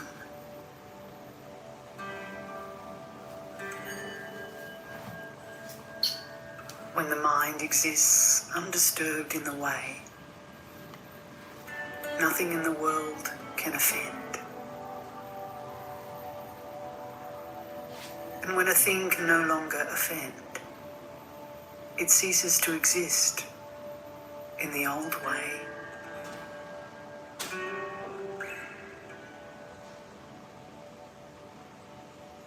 When no discriminating thoughts arise, the old mind ceases to exist. When thought objects vanish, the thinking subject vanishes. When the mind vanishes, objects vanish. The arising of other gives rise to self. Giving rise to self generates other.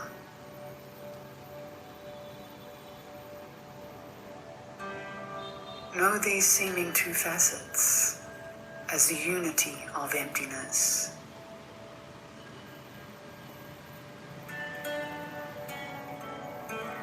In this emptiness, the two are indistinguishable.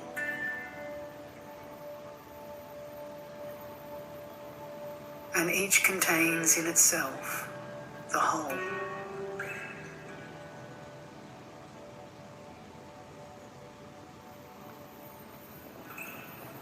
When no discrimination is made between this and that,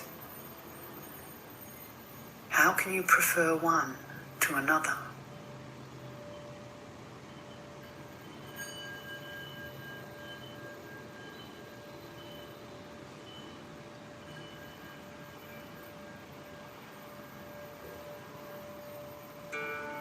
The great way is all embracing,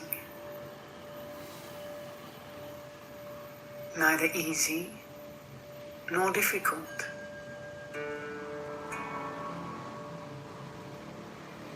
But those who rely on limited views are fearful and irresolute. The faster they hurry, the slower they go. Clinging, they go too far. Even clinging to the idea of enlightenment is to go astray.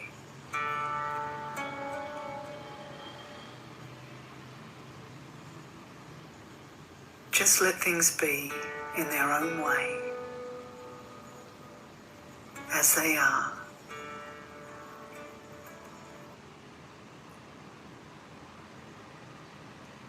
I pledge allegiance to the United States of America.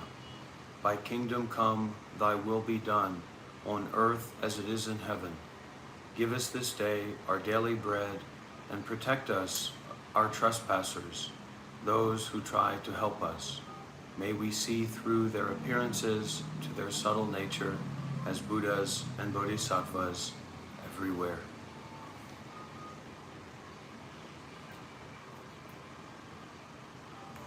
And there is neither coming nor going.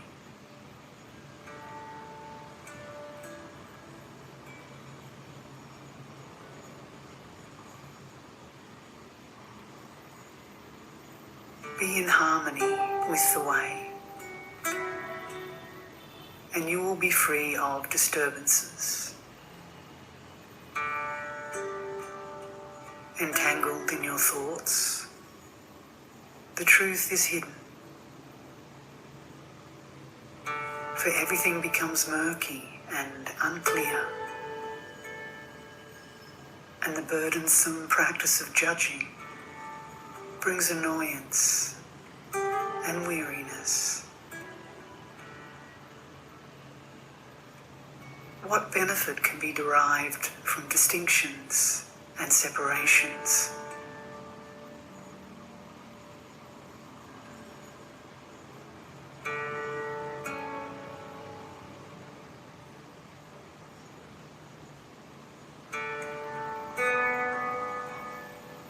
If you wish to move in the one way, do not dislike even the world of senses and ideas. Indeed, to accept them fully is identical with enlightenment.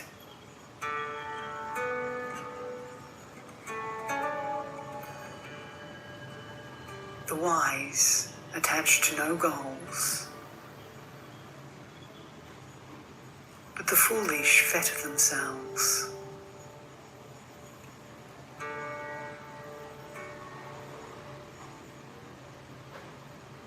There is but one Dharma, not many.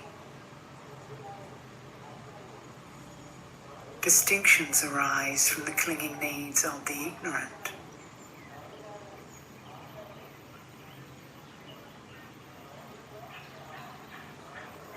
To seek mind with a discriminating mind is the greatest of all mistakes.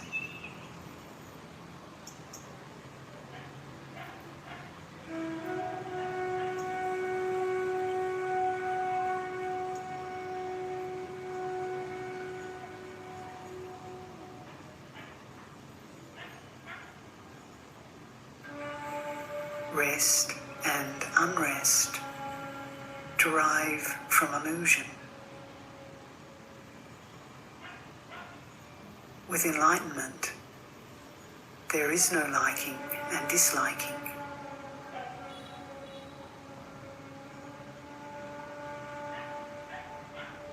All dualities come from ignorant inference.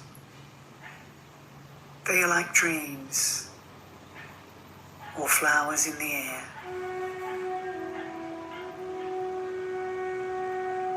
The foolish try to grasp them.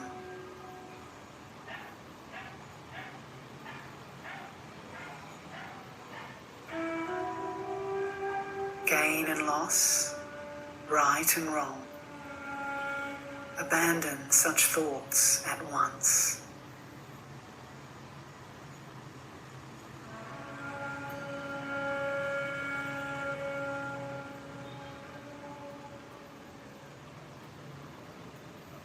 If the eye never sleeps, all dreams will naturally cease.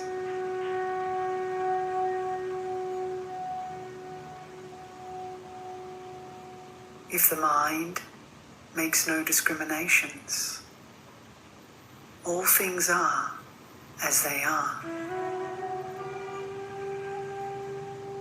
of one essence.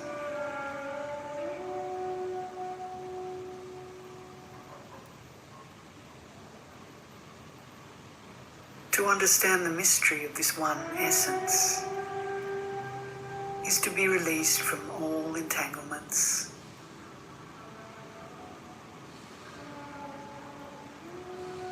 When all things are seen without differentiation, the timeless self-essence is reached.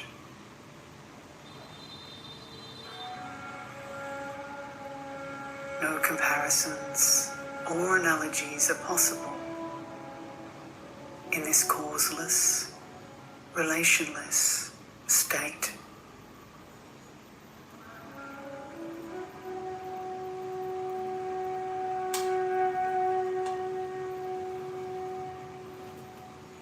Consider movement in stillness and stillness in movement. Both movement and stillness disappear.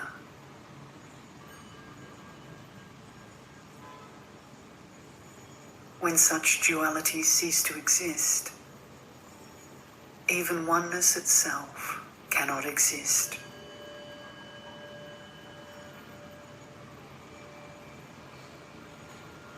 To this ultimate finality,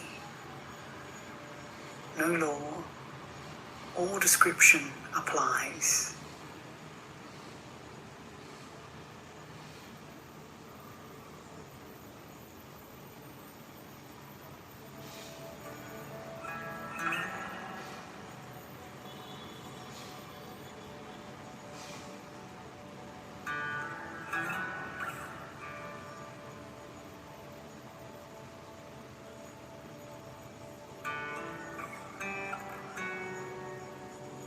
For the realized mind, in accord with the way, all striving ceases.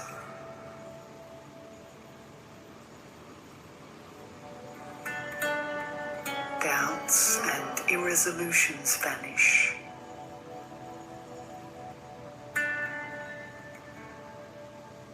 And the truth is confirmed in you.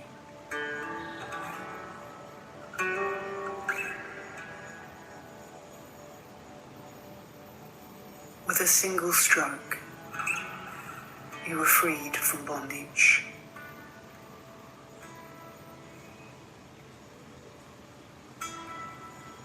Nothing clings to you, and you hold to nothing.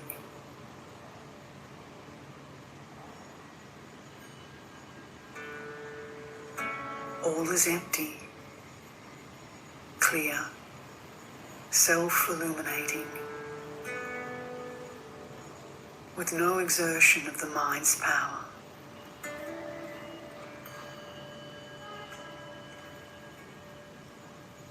Here, thought, feeling, knowledge, and imagination are of no value.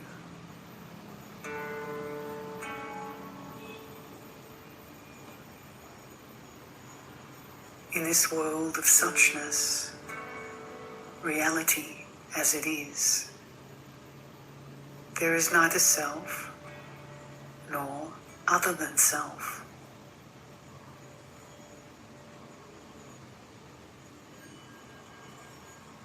To come directly into harmony with this reality, just say when doubt arises, not to.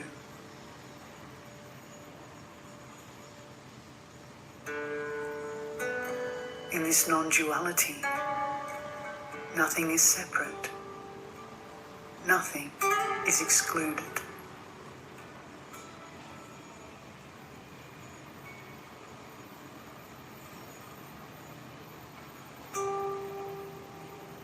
No matter when or where, enlightenment means entering this truth. This truth is beyond time and space. One instant is eternity.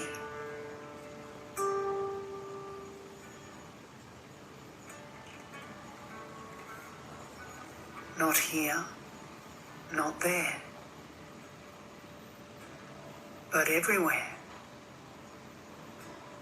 Always right before your eyes.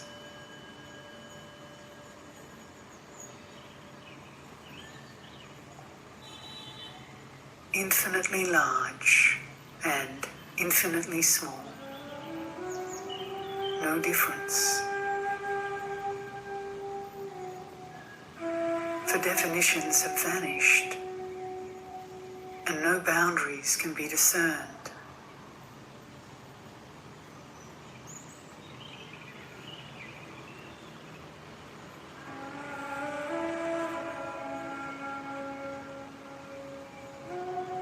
So too, with existence and non-existence.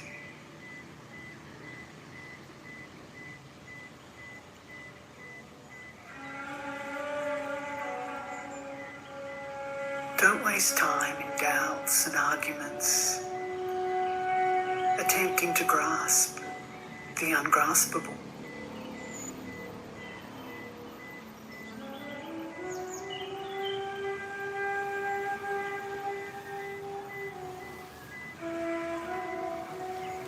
One thing, all things.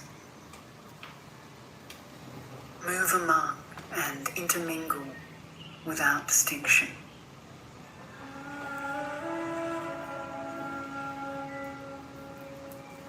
To live in this realization is not to worry about perfection or non-perfection.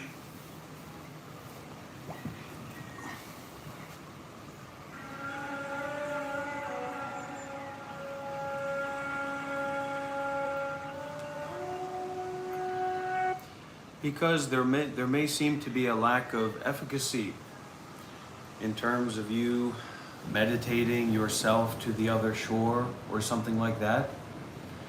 And so we leverage generosity as a way of self-sacrifice to purify this habit energy of self-clinging, of story making.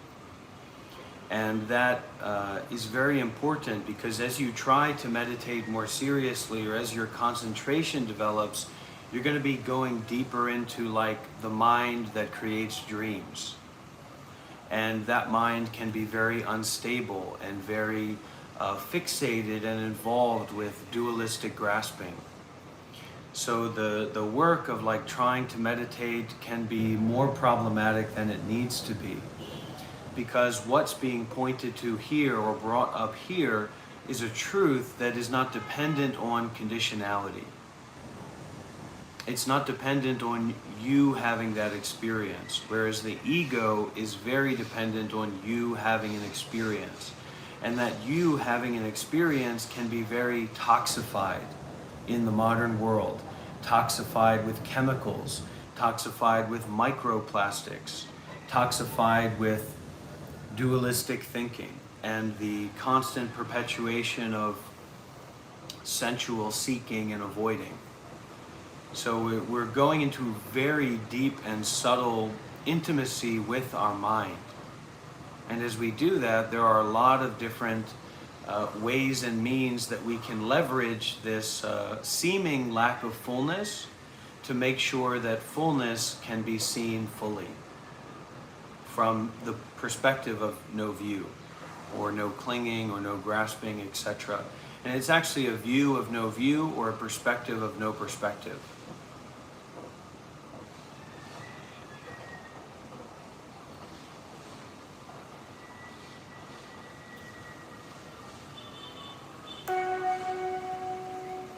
To put your trust in the way is to live without separation.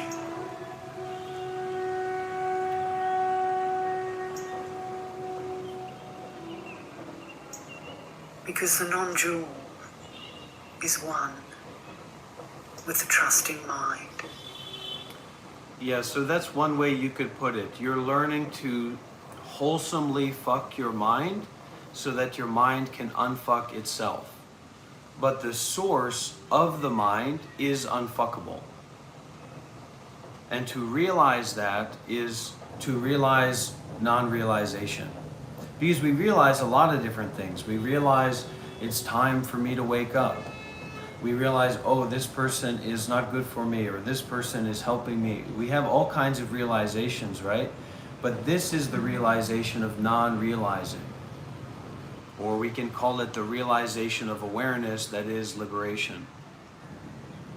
To take words from Bodhidharma, to borrow words.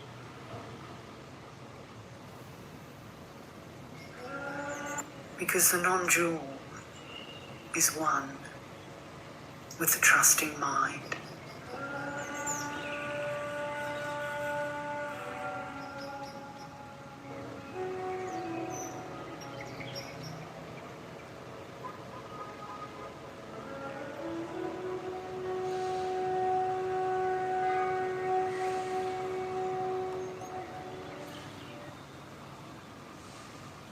When we do not practice meditation, or we do not practice sadhana, or we don't do like subtle mind work, the mind is very coarse. Our self is very coarse.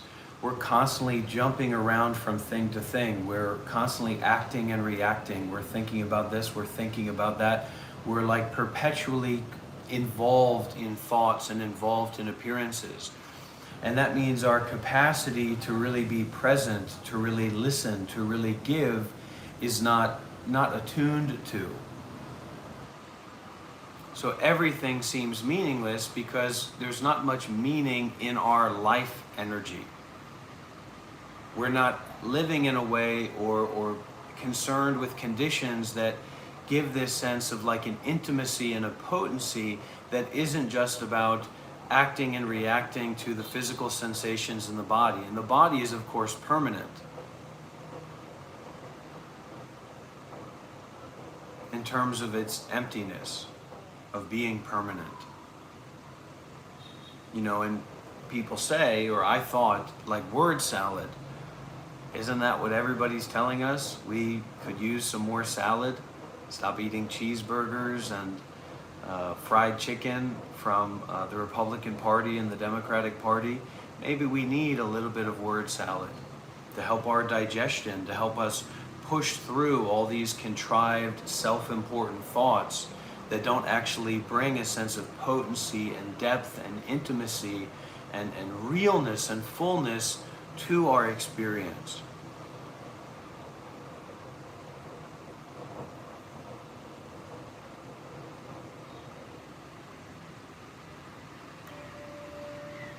Words, words. The way is beyond language.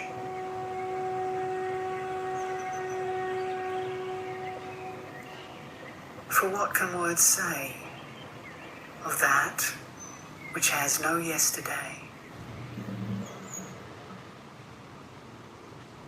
This is also a matter of becoming a friend of the mind.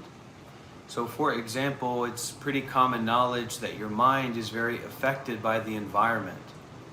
So in what ways do you have a kind of wholesome, friendly, helpful relationship with the environment? So that as you go deeper into the mind can have a sense of friendliness towards you, towards the present observer, the present experiencer, which is very much on the line. And sometimes we don't realize that unless it relates to negativity, like a panic attack or a very fearful experience or a very strong worry or a very bad dream. So becoming a friend of the mind is becoming a friend of the environment. And one of the most important aspects of the environment for the mind is the minds of others. So we practice a kind of generosity and genuineness and authenticity and sincerity to and with the mind of others.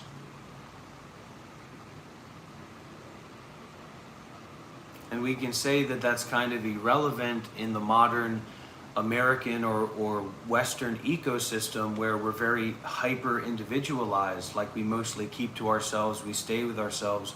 But biologically, there's a kind of programming or momentum, there's a kind of memory of being in community. And this being in community is unconditionally immediate. And organically, that would mean that we are in community with what we're experiencing.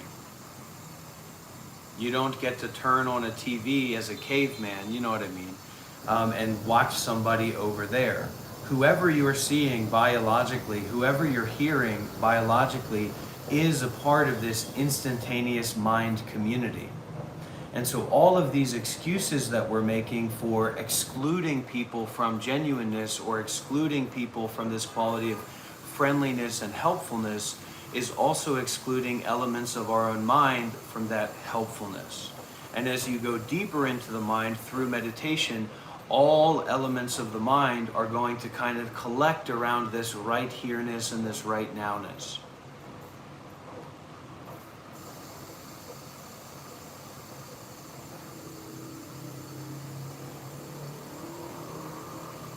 No tomorrow. No today.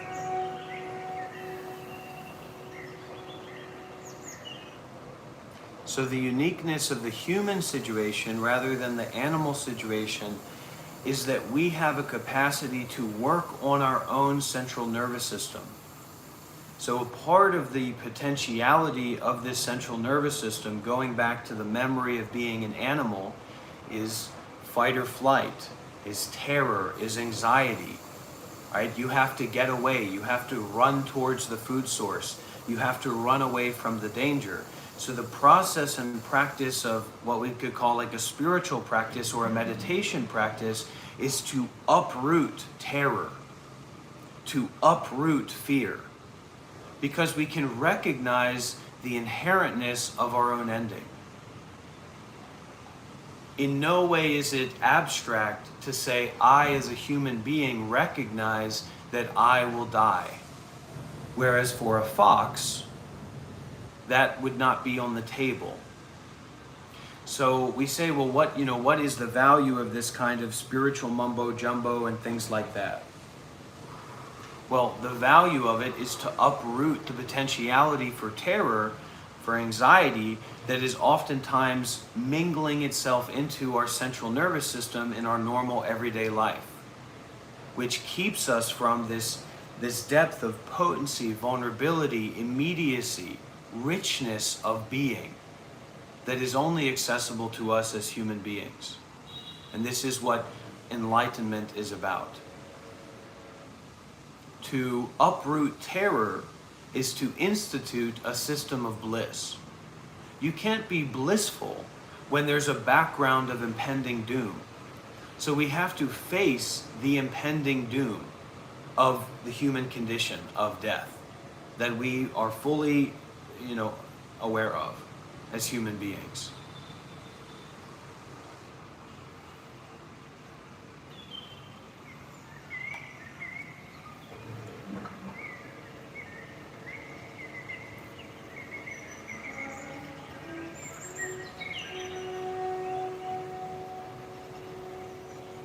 The modern approach that most people are aware of is a kind of disassociation, creating a system of disassociation, which means that we rely on alcohol, or we rely on caffeine, or we rely on nicotine, or we rely on sensual stimulation to disassociate ourselves from the reality in the central nervous system of this awareness of death. Do foxes have panic attacks? Do dolphins have panic? Well, maybe dolphins can, but it's more of a flight or fight. Whereas for us in our central nervous system, there's an underlying awareness that kind of knows in a deeper way that is not based in the intellect, that we will die, or that can be known. Zen mind, beginner's mind.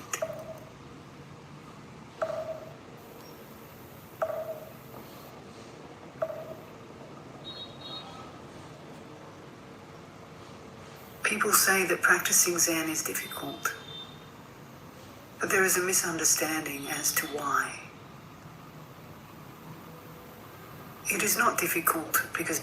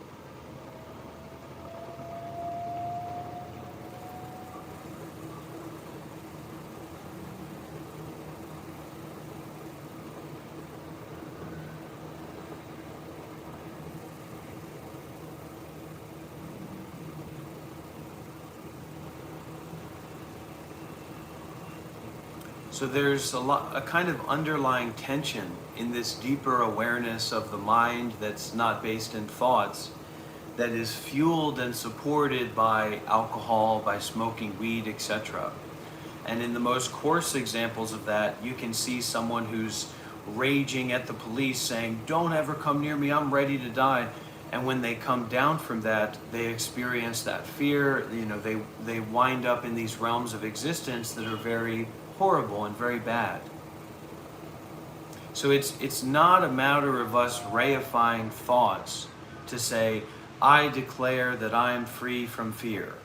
I declare that I'm free from worrying about death," because that is a kind of superficial system of disassociation. Because the central nervous system is not run by thoughts. You may be able to have somewhat of an impact towards that, depending on what thoughts you allow, what thoughts you reject, but that impact is going to be very small because it's still portraying that compulsive like and dislike reactivity that is at the core of our animalistic memory. And a big thing that I've learned to watch out for is making declarative statements. Because like I can make any declarative statement, it doesn't mean that it actually aligns with my direct and deeper experience. So you may instead want to look at what is your intentionality, and of course this is mind investigation, so this takes a little bit of generosity and a little bit of vulnerability to do this, but what is my intention in making that declarative statement? Now, someone who's working at McDonald's and says, we don't have ice cream, the ice cream machine is broken, they don't necessarily need to look into their mind to find the intentionality of them making that declarative statement, because it's very fixated in a shallow relative truth, a generalistic practical truth. But when it comes to talking about ultimate truth or like spiritual truth, this is an entirely different framework. And most oftentimes those declarative statements are simply points of dissociation to kind of pull back from the vulnerability of immediacy.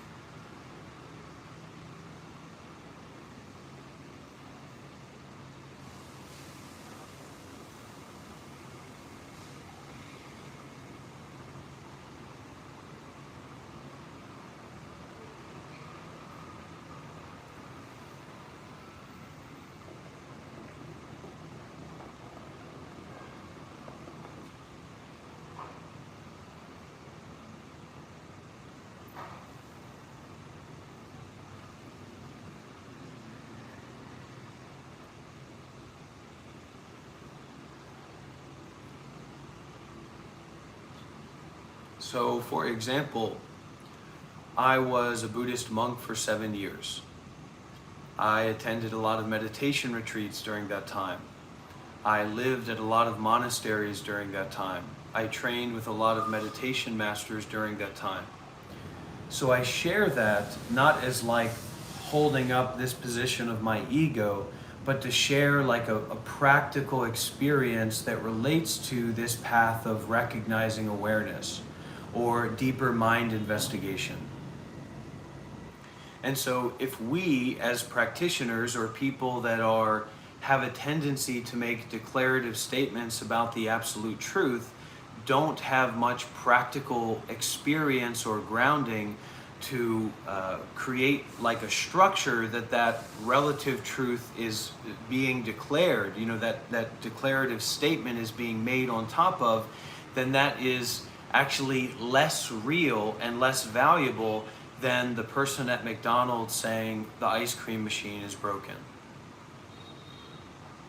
And this isn't really about an ego game, because if you look at the teachings on ultimate truth, it's very deeply intertwined with this negation of the ego, and actually this negation of negation itself.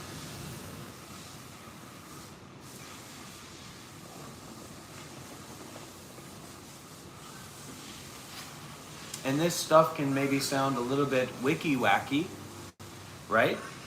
But also, going to be a carpenter, going to be a carpenter's apprentice, going to be an electrician's apprentice, also is kind of wiki-wacky at the beginning.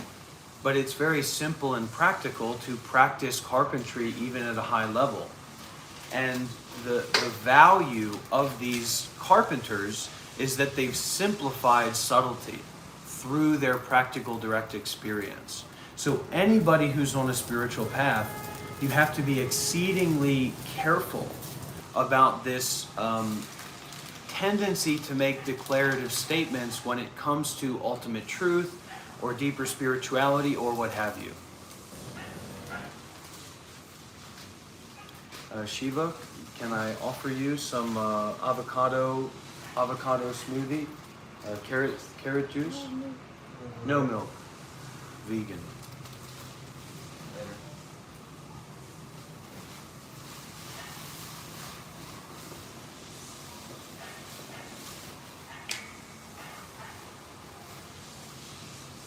And when we can get our egos out of the picture, or even be like being open to not taking our ego's position of like, I feel this way or I feel that way or I think this or I want that, and kind of place that down, then we can either go into our own practice of like surrender or release or openness, or we can communicate on like principles of the mind or practices of the mind or principles and practices of how we use our body that, you know, support and facilitate a kind of deeper communication. But it depends on what you're interested in.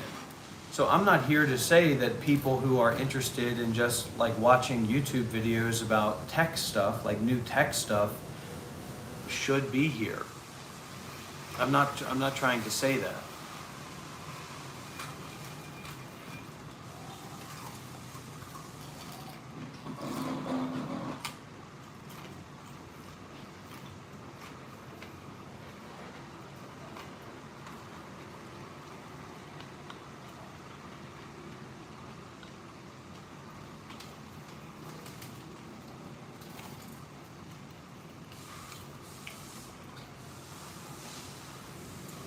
If you get, I can share this experience with you, Shiva. So when I was in India, and I was literally losing my fucking mind, like I was totally out of my body. At one point, I came over to like a group of Indian people, and there was like a foreigner over there taking pictures, and they knew that I was out of my body, and they just started like force feeding me. So the eating can actually be very grounding when you get into that very out of mind, and the body starts to get excited or worrisome because it wants to be in itself. You know, wants to be grounded in itself. And that food can help kind of bring the mind back to the body.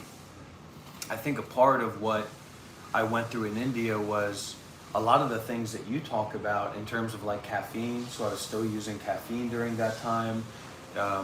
Nicotine during that time, and it just was continuously pushing my nervous system farther when my nervous system was already pushed farther than it was able to deal with. And that pulls into like this problem of seeking enlightenment as well.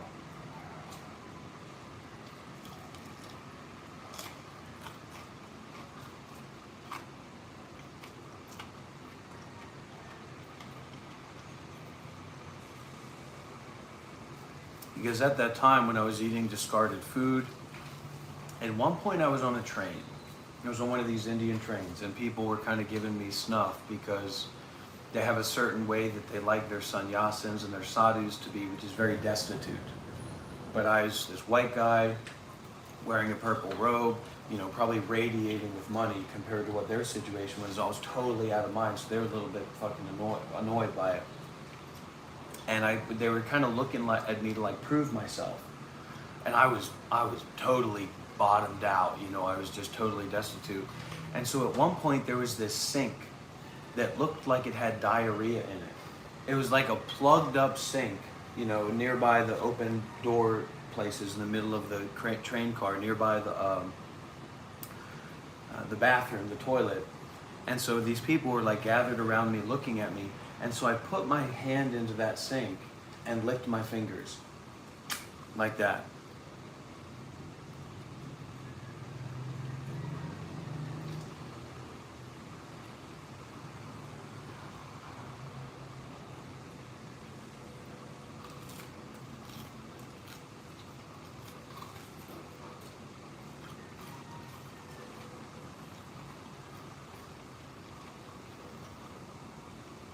So the Buddha tells us all that because eating is, from what I've read in neuropsychiatry or neuroscience, eating is one-to-one with sex, with sexuality. So the Buddha taught, he gave this example. He said, imagine a couple and an infant child walking across the desert. And at a certain point, that mother and father realized, literally, and this is, humans can get to this point, if we don't kill and eat our child, there is no way we will get to the other side. And the Buddha said, do you think that they enjoyed the flesh and the blood of their child. This is the way to eat food. Now, that's not some higher ideal of being an ascetic or being a special spiritual person. That's the Buddha saying, you are supporting and you are facilitating the perpetuation of liking and disliking in your nervous system, which will also apply to pain. And that pleasure is also suffering because it will be lost. So your appreciation and enjoyment of that pleasure is creating a situation where you will suffer from the loss of that pleasure, and you will also suffer more, or just suffer, from the experience of pain or anxiety or fear or what have you. But this detachment bliss that Sadhguru talks about, and the peace bliss that the Buddhists talk about, is a kind of bliss that is not dependent upon the body. So it's a purification bliss, and it basically removes you in the proper way, in the blissful way, from the attachment to the body.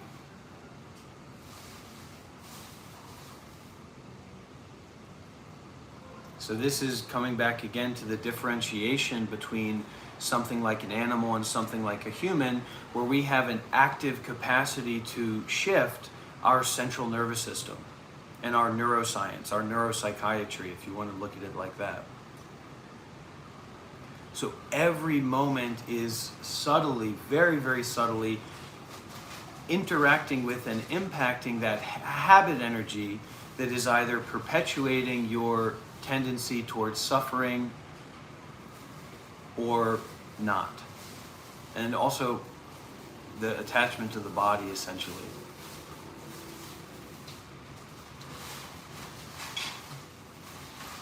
What was the people's reaction when you licked your finger?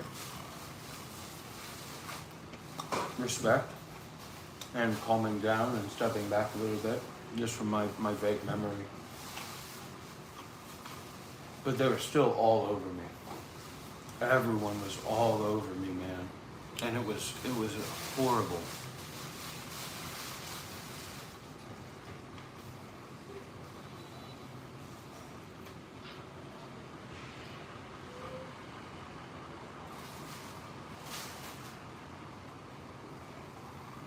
And you know, with that love of God's, and also that you're white and you have money and you're kind of radiating that position, you know, they either are a little bit annoyed and frustrated that you're in that position, or they want to push you.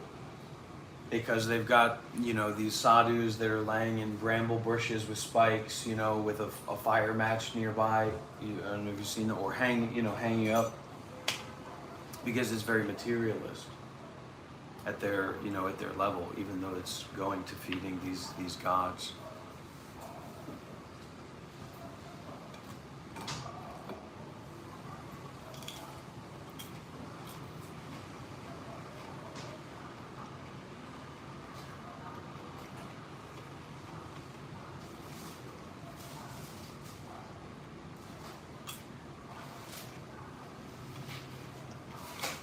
So like every bite, every sensation, like when I feel the taste of this, right? It's like a pleasant taste. I can feel like the taste buds on the back of my tongue, and how that correlates with like this mind-body experience of pleasantness. So it's that constant watching and not just falling into disassociation. And usually that disassociation is not that enjoyable anyway. It's not that rich anyway, going to watch a movie, going to watch a YouTube videos or things like that. It's not actually that enjoyable.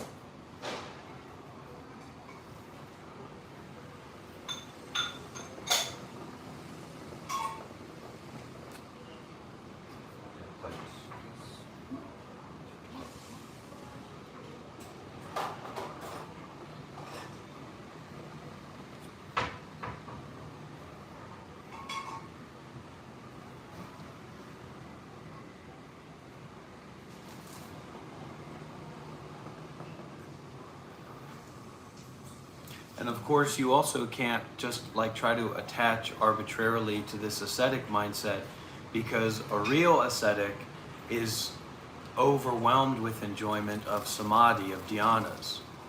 So it's more like a practice point. It's an exploration point. You know, now you're like, I can't enjoy food, I can't enjoy food. Well, that's not going to work either.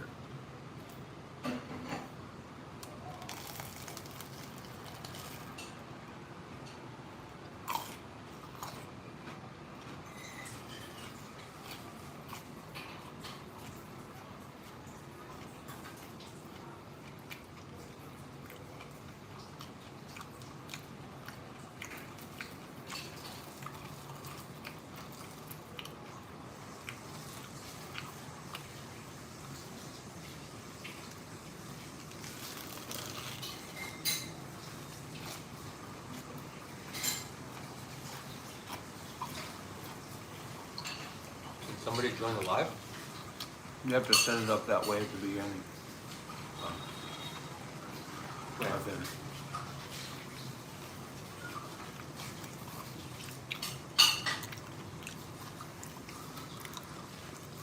That's one of the glitches.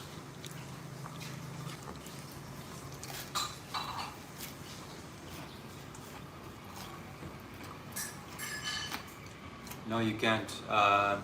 We would have to start over. Yeah. Let me know if you can still hear us. 100%.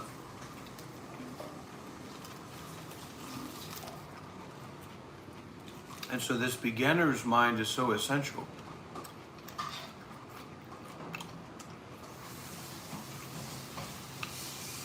New me, new essential experience.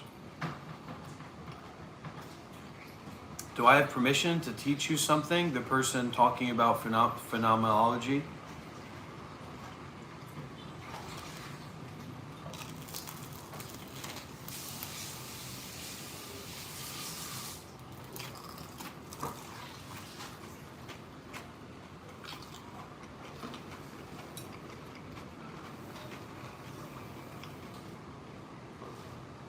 So the basis of this perspective, that is one particular path, is outside of the essential.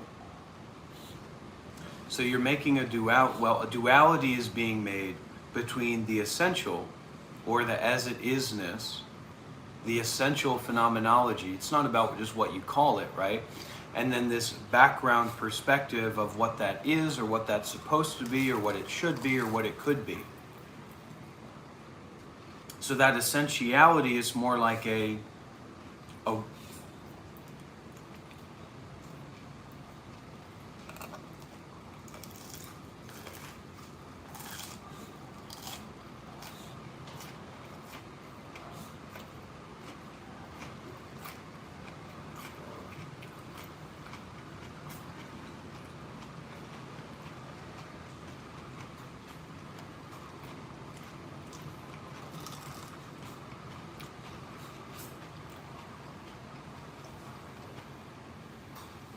and in terms of this right path or this right perspective, the rightness of that perspective is in that essentiality rather than in the perspective or the path itself. So in the Buddha Dharma, we would say the true path is the path of no path. The true realization is the realization of no realization.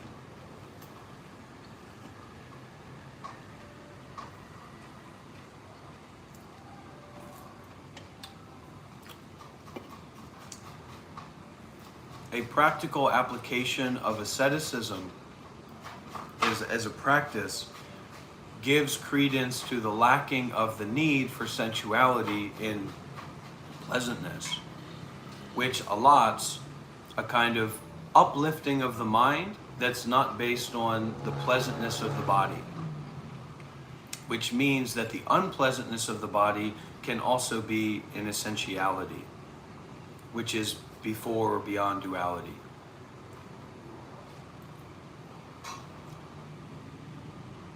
And remember that, well, could I teach you something? Could I share something with you? Unity?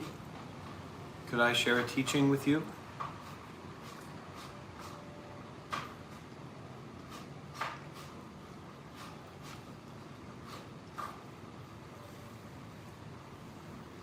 So just because there is someone teaching, it doesn't actually mean that they are teaching because they have this special experience or special understanding themselves. It's a kind of communal relationship. So as a monk, there's all kinds of rules about how you're allowed to teach. Like if someone was sitting on the couch next to you, you wouldn't be able to teach the Dharma to them even if they wanted you to.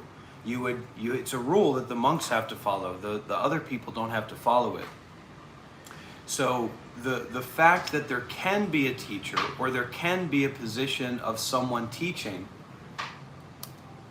does not necessarily mean that anyone or everyone can then jump into that position just because they have an experience or a real perspective, even if it was true and real and practical, because that teaching relationship has a very communal aspect to it.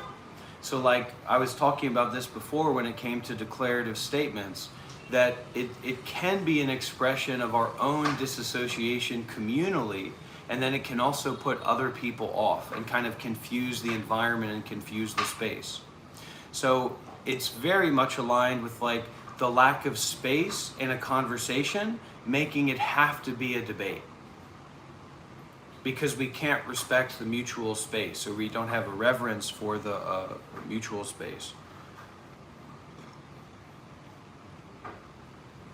Maybe you can speak to that one, Shiva.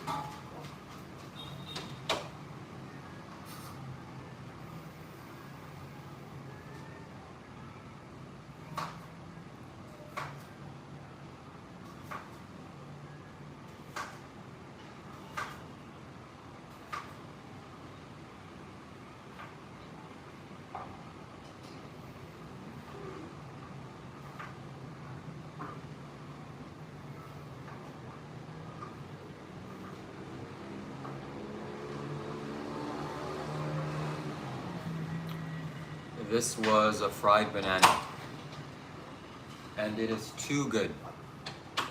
Too good.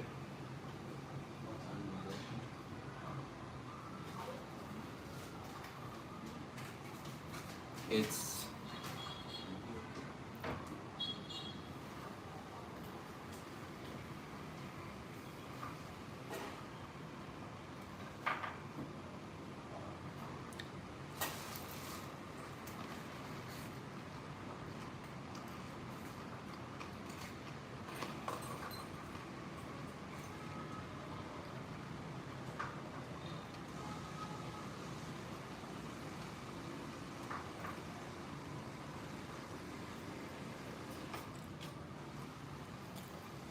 I can't wait to get this caffeine out of my system. I'm so overstimulated.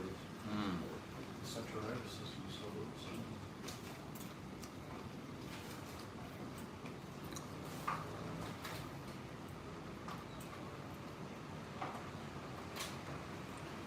When is your retreat?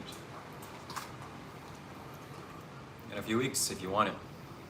Oh, my retreat. On the 7th. In 2 days.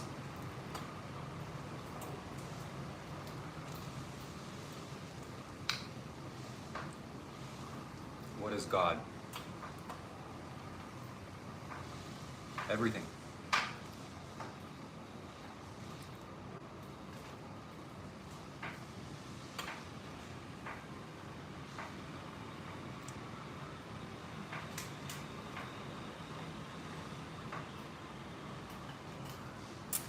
I'm going to a 10-day Vipassana retreat, Pippa. 10 days, that's in Cuenca, in Vietnam. So it's gonna be good. How do I feel right now? I feel calm, content. Yeah. It's gonna be good. Thank you, I will.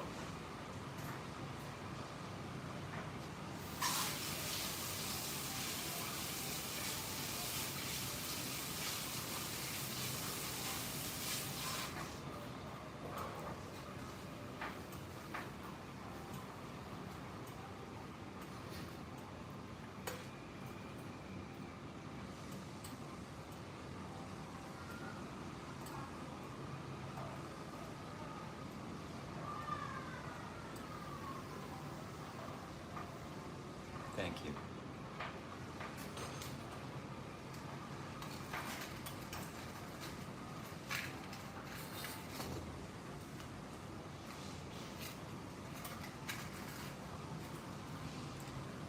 No, I don't get lonely and want to share my experience. I've heard of Shiva, how do you feel when I say this is the way? The hookah is the way. I feel good. Really? Yeah, why not? But you don't agree with that, right? Is the Um, hookah the way? Uh-oh. Let's move on. Just let him... it's the way to smoking. Oh my goodness.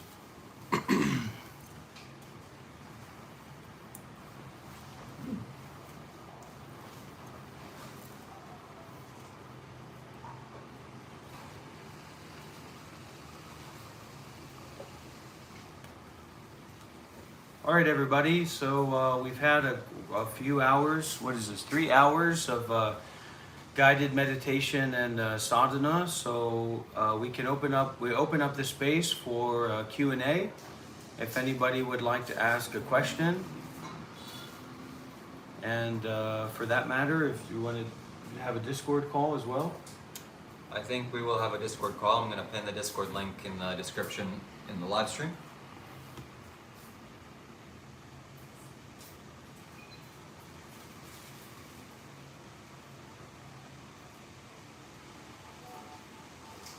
You know, and there's a great teaching on this kind of practice of asking, is that so? Is that really so? Ajahn Chah said to practice not sure. Not sure.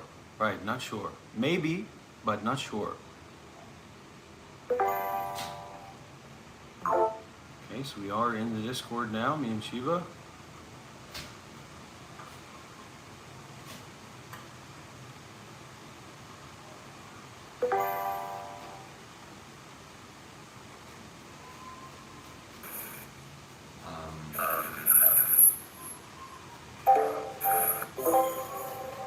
Will you be able to record? I don't have it set up to do that. So then I'll record it, Mike. Okay.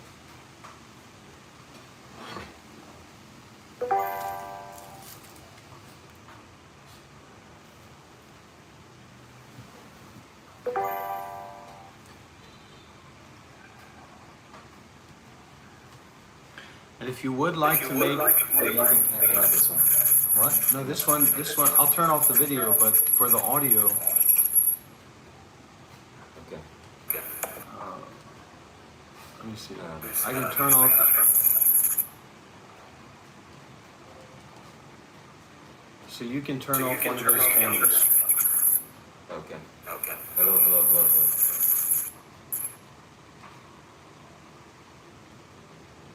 And you can... We'll hear the audio from this one. No. So you can mute your mic on Discord. I want to record this. I know. So then you can go to OBS and change the desktop audio. Yeah. Go to the properties, click on this and then properties. Speakers, okay. And then, yeah, so it's already like that. See, so you're recording the audio, but it's not coming out of the computer. So our voice will be recorded and the voices of the other people will be recorded. Okay. We'll figure it out. I mean, this will be fun.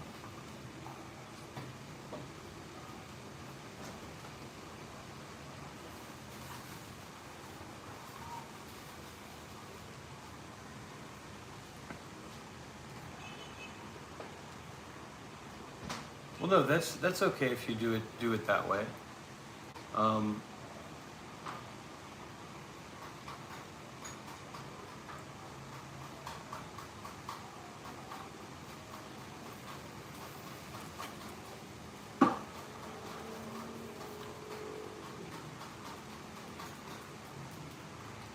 have 2 cameras of us.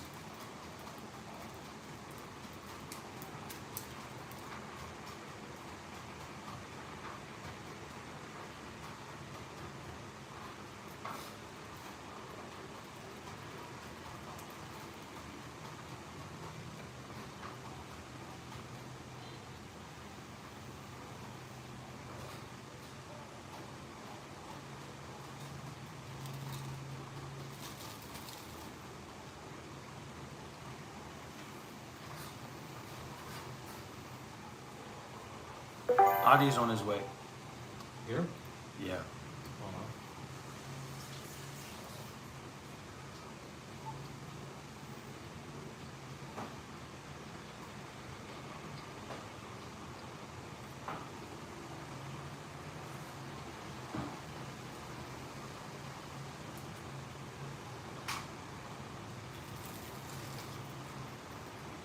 And remember, if you'd like to see the 4K version of this live stream in widescreen, go over to Monk Life Meditation. We're live on Monk Life Meditation right now in 4K. So if you've got a good screen, if you've got a good internet connection, why not use it? This is the time to use it. And you'll see me and Shiva Kailash Shambho with high audio quality and high video quality, and you really get to feel a sense of being tuned in and connected.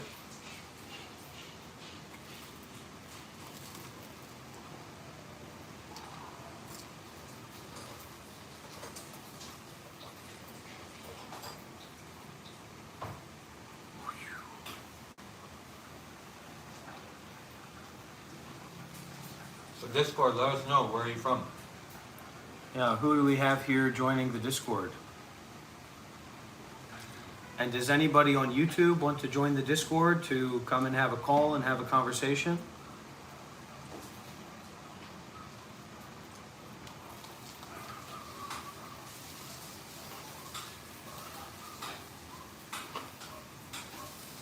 It was too good. Yeah. I'm gonna have this every day. You have to detach. Do you know where this is, where it occupies? Anywhere, just walk out, you'll see it. It's very popular. If you walk down that street we walked down originally, you go out here and you go right, go straight out and go right, it'll happen.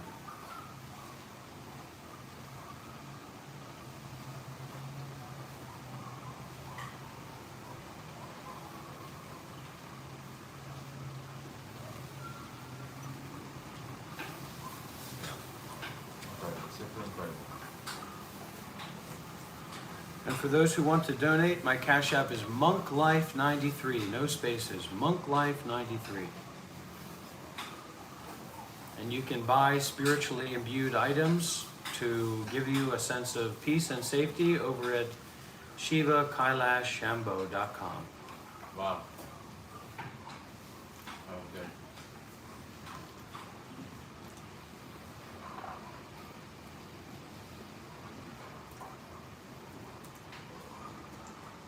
So Shiva here is a devotee of Sadhguru, and I was a Buddhist monk for 7 years. So if it's some kind of a thing that's totally outside of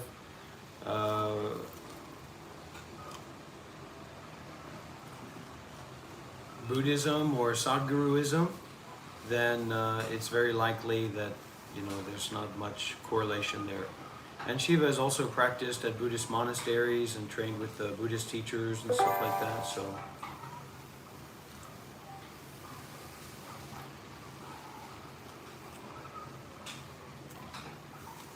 Oh.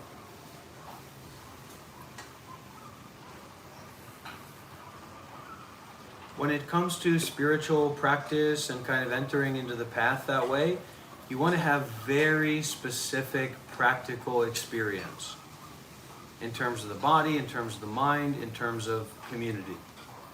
The more vague it is, the more that it correlates with like just watching videos online or hearing what somebody said about something, the more maybe unreliable that is going to be as you go into deeper spiritual work. We're also considering about setting up a retreat primarily for young men who would like to come here to Vietnam and come to practice and join in the work that we're doing here.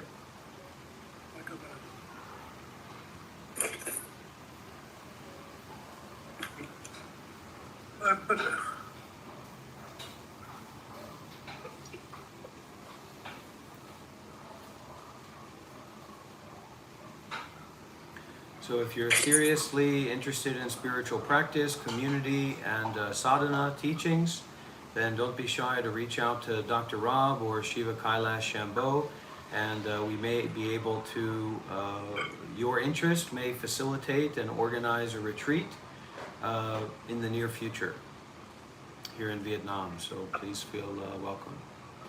Morty James says Shiva should open a shoe shop in Baghdad.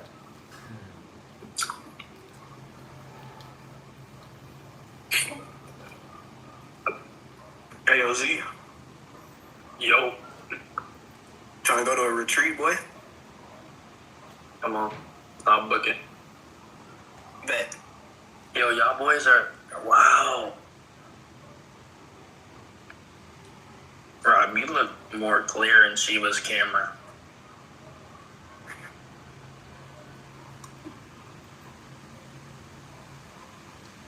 How are you guys doing? Good, how about you, man? Doing good? You guys got an echo. I don't know if you could fix that or not, but... Yeah, we do have an echo. Just check if... You see your mic And is Shiva, always- you're pretty quiet. your mic is I can hear always- Rob there. So no, it's him, it's them. We don't have, because you're... Look, if we say silent, it's still... What do you mean it's us? Where's the echo I just coming hear from? myself So through this is you you. guys. So you're always, your mic is always getting triggered. Let's see if this fixes it. Okay. Yo, press A. Alright, should be good. Oh, good, good. So All right, we have a comment from somebody here. My pics there. I was not well for 3 days. Slept mostly. Soul was free to do whatever I want.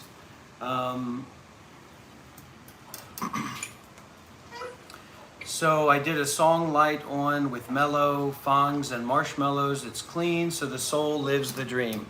So this is fine if you want to be kind of a disassociated drug addict. But if you actually want to like raise up your level, then, you know, and see, this is the joy of a consecrated space like this with people who are willing to practice and to give, because I feel tired. I get lost in myself. I get worried in myself. I think I'm going to stay in bed today. I'm going to let it roll today. And then there's an access point. There's an opportunity to start practicing and to start giving. And this will help raise your IQ score, and it will also kind of alleviate you being like schizophrenic and a weirdo and all that kind of stuff. So it's a nice idea to just stay in bed for 3 days, and if you need that rest, you can take that rest. But if you're willing, if you dare to give, that's really, really valuable. That's really going to start raising up your level and start working with those subtle energies that put you into that position again and again and again of needing to be in bed all day and things like that.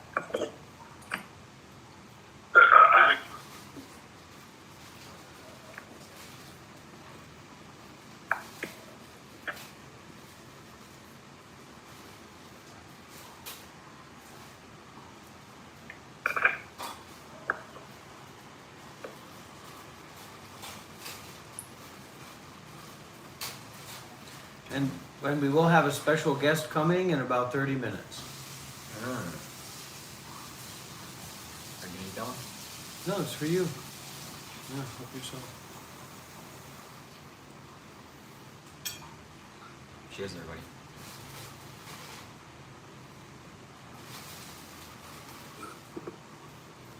And as an announcement, I will be allowing Shiva to stay at my home while I go away. This is only the second time meeting Shiva. And, you know, I can say rent-free, but I can't say the guy doesn't owe me money. And I'm allowing him, so anybody who's following and supporting Shiva, let it be known that he's helping me to consecrate this space. And, you know, I'm doing everything that I can to support him and give him the support for his upcoming 10-day Vipassana retreat. Thank you very much, Dr. Rob. Highly appreciate it. How about this guy? Welcome in, Nocturnal Me. Would you be willing to share a little bit and introduce yourself? Yes. Name's John. Or as Dr. Rob calls me, Carol. John Carroll is fine. I was just listening to the stream wrapping up a late session, listening to the stream before actually grocery shopping. What I was doing. Yo, Nocturnal, you really have, wait, is that really you? Sky Guardian, you have to learn how to communicate. Why Sky Guardian, please, What's up? please, Hey, no offense, Yes, I'll take this guy. and so you see, Hey, you see how this spirals, I mean, right? Sky You Guardian. see how, so this is one of those things that you're kind of mindful of, you kind of tune into, where there's this spiraling effect. And this also kind of pulls towards or points towards the efficacy of this subtle mind and awareness of the subtle mind movements to consecrate the space, which is what you had an intervention about. You seem to have let go of your interest and willingness to have a consecrated space. You made your apology video. Greetings. All right, greetings. Okay, so go ahead, Nocturnal Meat. Please continue introducing. So that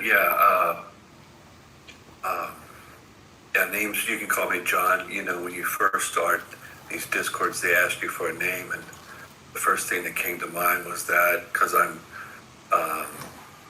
live in America. I have a house here. I'm a poet, composer. This is kind of the studio room. This is where I do all the stuff. And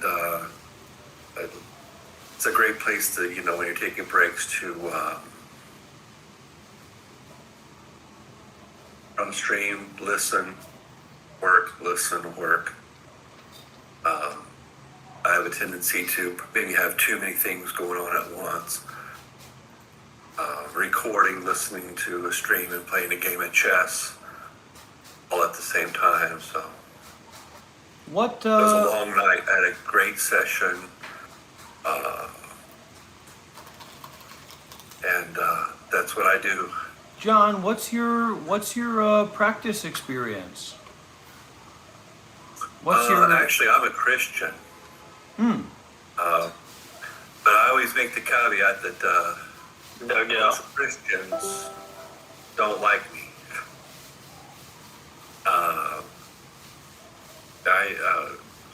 Where I live, especially, it's one of those things that around here it's all about denomination. You know, the Protestants, the Catholics, and I don't ascribe or subscribe to any of that. It seems that most of the Christians that I know, with their division, the very first thing they do is break most of the commandments by just not loving their neighbor as themselves. Big problem around here. But again, it's America. If we're not bobbing for apples, we're bobbing for oil.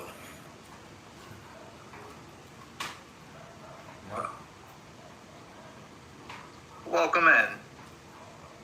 So John, what's your position on, you know, you see this Shiva guy here, and he's a spiritual content creator, and he's, you know, he's trying to get by in his life. He's trying to make a livelihood for himself and doing this work. And, you know, you as a homeowner and as an elder man, as a senior man, I know I play around with that stuff sometimes. Serious, not serious, Receiver. serious, in parentheses.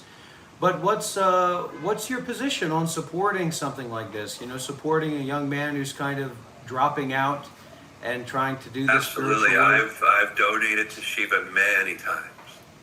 And why have you done that? It will come up as John Carroll Walls. And why do you do that? When I first encountered Shiva, he was giving talks on veganism, which I espouse, and semen retention, which I espouse, even though I don't follow any type of yogi path. So support what you like or it goes away. So I did.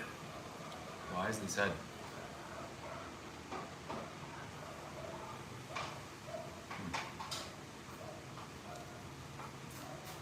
So I gotta support Dr. Dr. Rob. Rob, do you have any neighbors? Go ahead. So I gotta support Dr. Rob here, otherwise he'll go away. I gotta make some things I happen have. for him. No, he does. He does. He has to. And it's a kind of trepidatious framework because as a spiritual teacher, I mean, you know, we're doing this to be on top. What do you mean?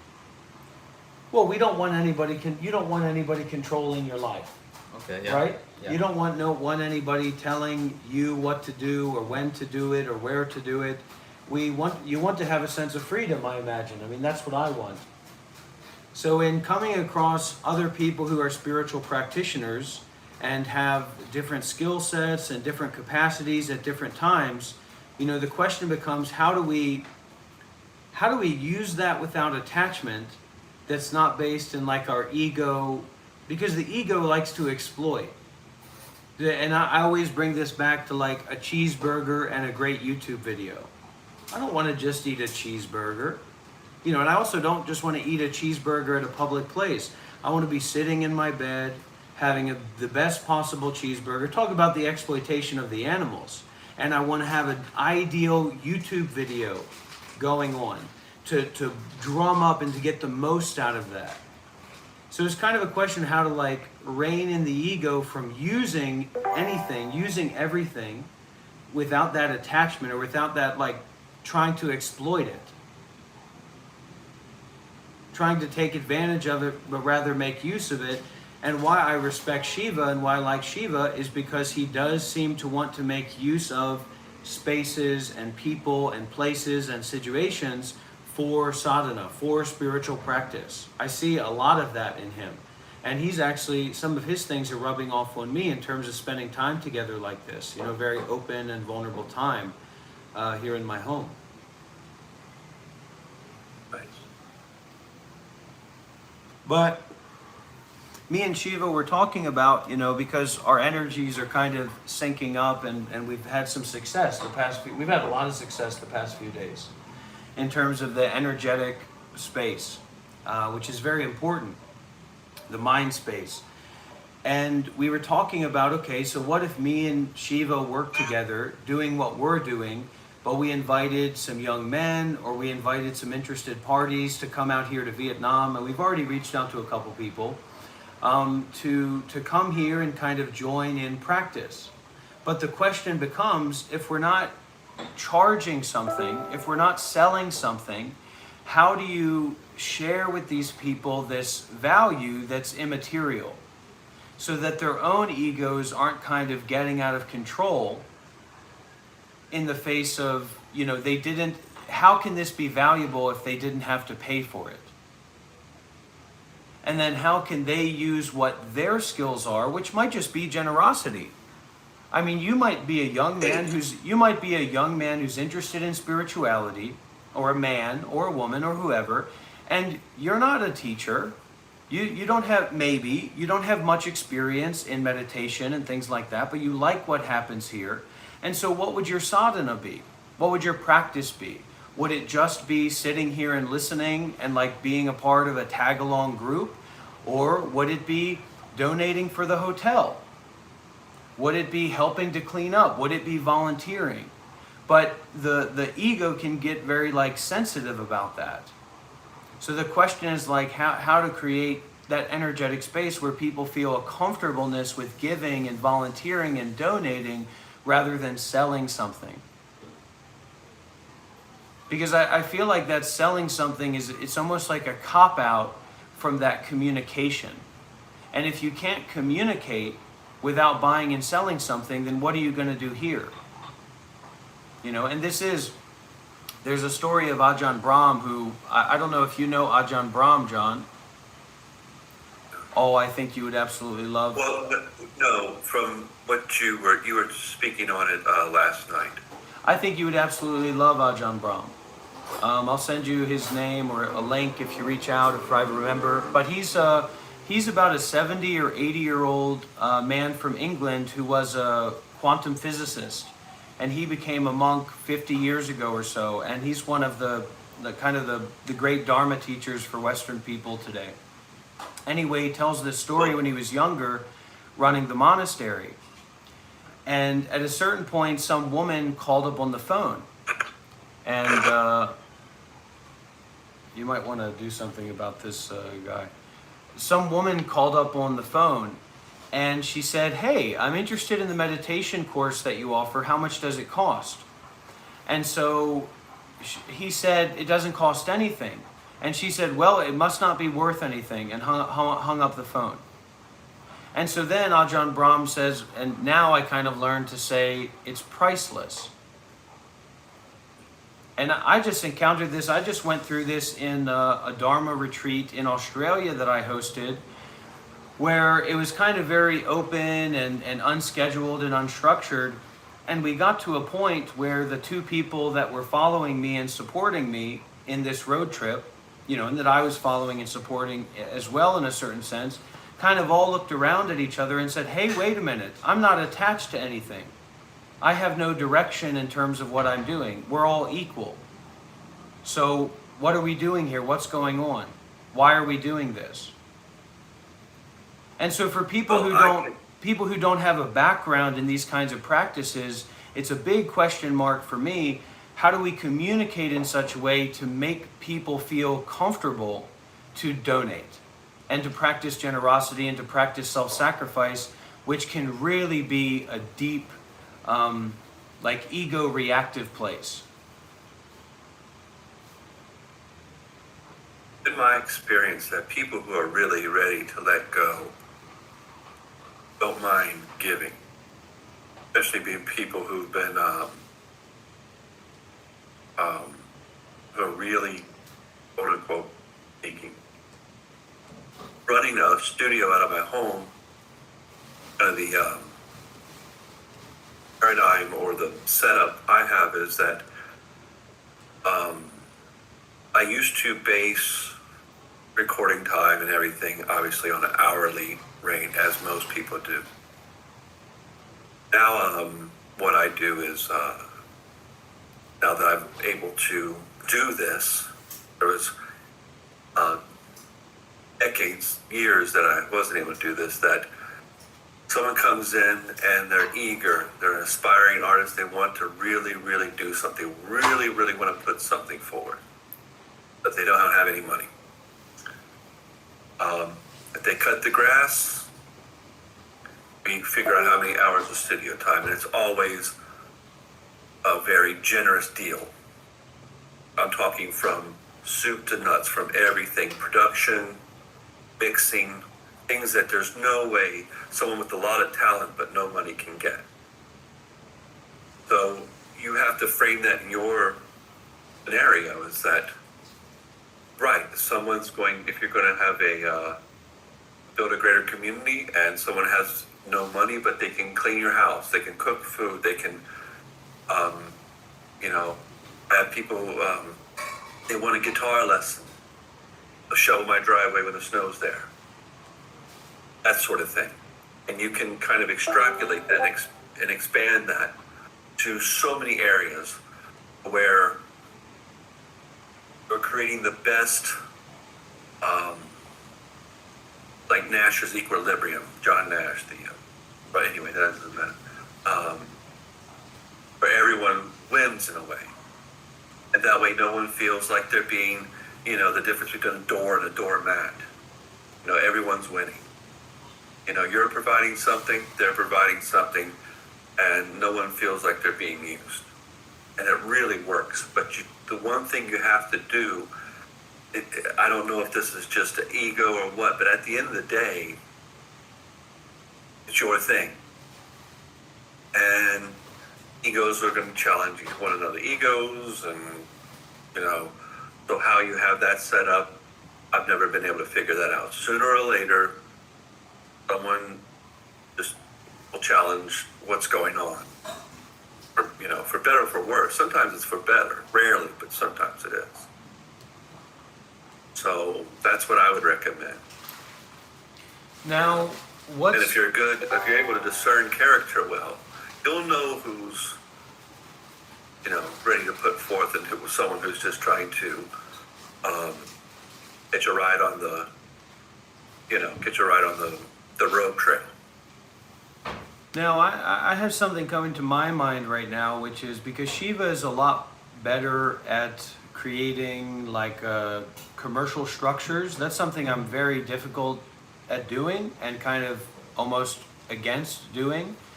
That we could possibly set up, just like you set up this, Members only? no, the Mount Kailash retreat, Oh, yeah. the potential.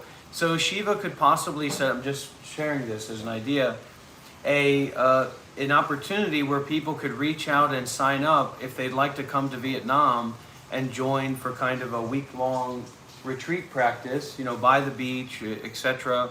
And people would you'd maybe put some information of their being willing to volunteer, maybe being willing to donate for, you know, the apartment or the villa, the place. We'd probably get a big place. And we could spend a week together or 10 days together, basically practicing like me and Shiva are doing now. And we could have group discussions, and, you know, I think it could bring a lot of benefit. So maybe something that will materialize. And if you do have an interest in something like that, don't be shy to, you know, to reach out and let it be known. You know, it's definitely possible. Yeah, to it's, come to I understand what you're saying. It's a slippery slope from something becoming, you know, spiritual communion versus you're like, you have a vacation for sure. I see what you're saying, you know, that there's that, you know, teetering against it or whatever. But as long as you're doing it in good faith, as long as you have service to provide, again, the energy's right, the people are right. And again, you have to have some character discernment. It'll be fine.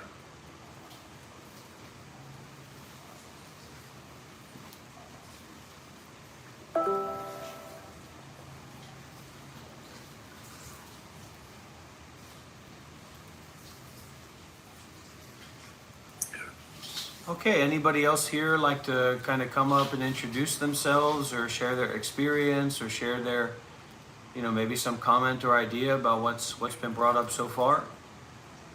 One last thing before I head out. Please. Is it okay? Okay. But because I enjoy that you guys are, you know, just doing something, you're involved in something, you're trying to, you know, create something. As I told Shiva, you, whomever,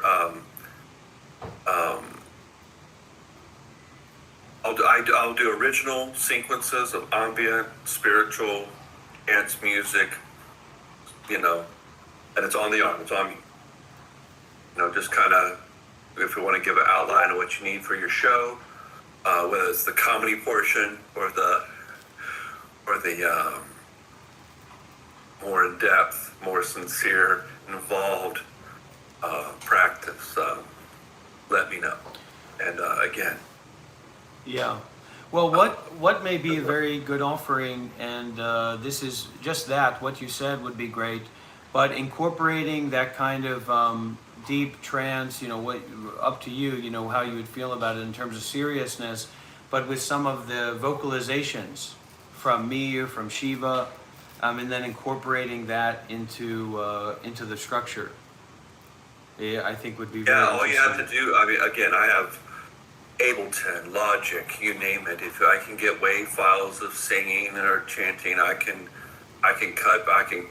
Again, I've done film score stuff, so I can take it from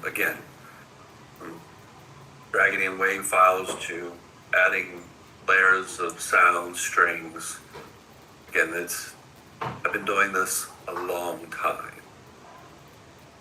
Well, we look forward to that, and as I usually tell people in terms of generosity, because there's an element when it comes to spirituality, whether it's like this hands-off peacefulness, like just general detachment, or what seems like general detachment, or like a blissful detachment in immediacy, like the dance of life itself in the here and now. There's a real kind of hands-off approach to a lot of intention to create. So when I think of like this retreat opportunity, it's more of an openness. Like it's an openness to give. And I think a lot of times people can run into problems when they're trying to give because they're looking, like some guy said, he reached out and he said he wanted to do some t-shirt designs. And now he wants to have a conversation with somebody about doing t-shirts designs and then creating them and then going forward. And so like the role of a spiritual teacher is not to actually be involved with that, like to not chase you down and try to make you donate or what have you. So like my teacher Sayadaw Utamatara and his organization, which is massive, thousands and thousands of people, doesn't have a website.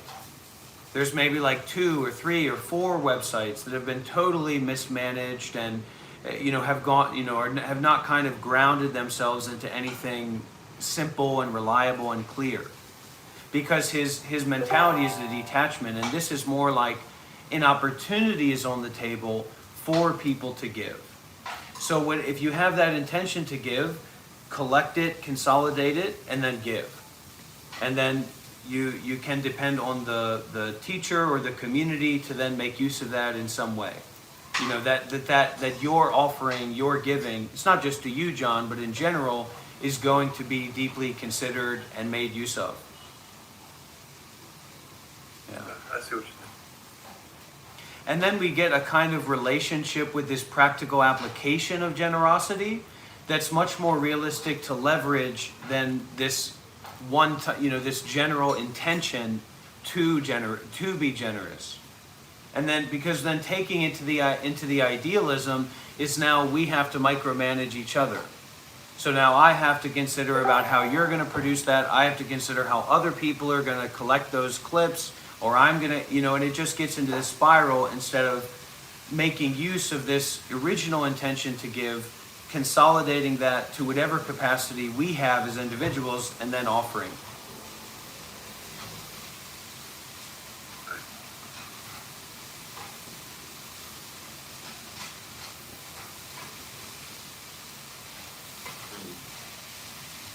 But for me, again, I can only speak for myself, it's no big thing to go through video and clip things and then turn it into soundscapes. It's not, whether it's, that's not hard to do. Thank you, So if John. you guys don't have the time for that, I can do some perusing and pick out whether it's the kind of the throat droning or anything. Anything. That's like an amalgamation. That's the thing, that there doesn't have to be, the only specificism that has to be there is the willingness to give, and then the action of giving, and then the release of that which is given. So it's like, okay, I understand. Right? Yeah, 100%. And then through that, there's this relationship built up through generosity that has like a quality of pureness to it, that doesn't rely on interpersonality.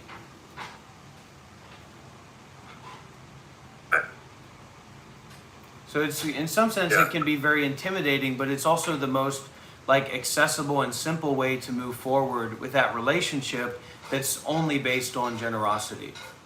The willingness to give, the giving, the releasing. Right. It's also less links in the chain to check. When people are doing their own thing and paying it forward, And it's basically hopeless to try and navigate people that way unless money is involved. Right, the micromanagement, usually if you don't want to micromanage things to where it becomes an exercise in futility and tedium, what have you, usually people want a wage.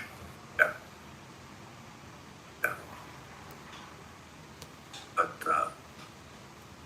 okay. Peace to everyone. Yeah. I have to hit the, nice to meet you. It's early here, so I have to hit the markets. Yeah, nice to meet you, John. Likewise. Be well. Be well. Take care. You too, Shiva.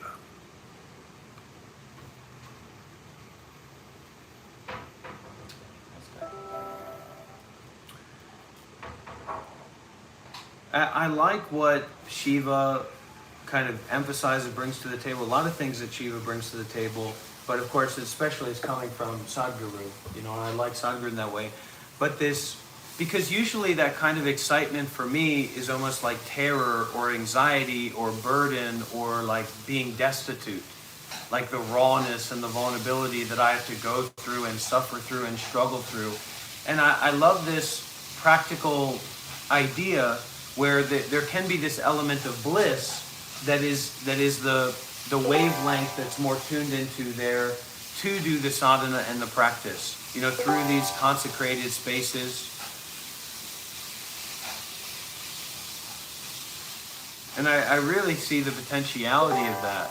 It's very different. My teacher's almost like the opposite. Like I would say that they say the Buddha lifts up people's minds and then talks to them about the Dharma, so they're like, whoa, I've got, you know, whoa, impermanence, no self, suffering. Brings them down, you know. But like my teacher really, it's my experience. And I told him to his face, I said, this guy's the king of suffering. This is the master of suffering. But my attenuation is often like to bring people down to hell. And I do have a very strong key to hell, just FYI, which is not nice. And then teaching the Dhamma. So I think that there's Teach the Dharma to me. yeah, I think that there is a kind of confluence here.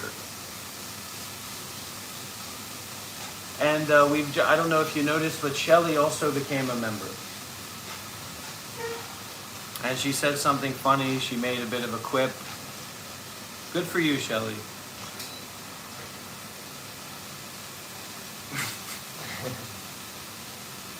Teach me the Dharma, Dr. O. It's me, Demon Goose. I thought you said your name was Fart Goose. Did I get the translation wrong? No, I'm only Fart Goose when we're one-on-one. Oh, I'm okay. Demon Goose here. Okay, yeah. Well, the Fart Maxing course is only $50 to join the WhatsApp group, so don't be shy if you're interested in that.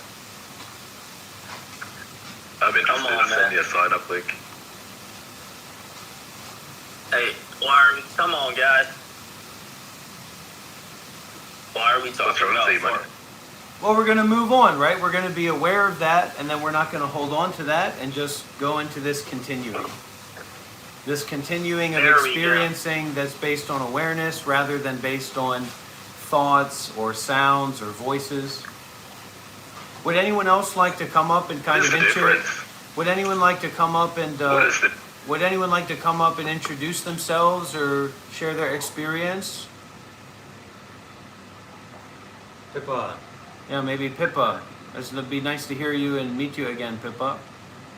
And please introduce yourself, because I know that you and Shiva know each other well, but I'd like to know you a little bit better, if you know what I mean.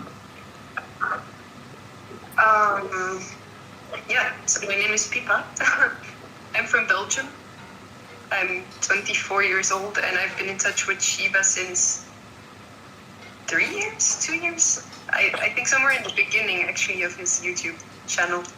And I think I was the first one to ever donate to him, if I get that correctly, Shiva. You once told me. Or the first one speaking to you. The first female donor.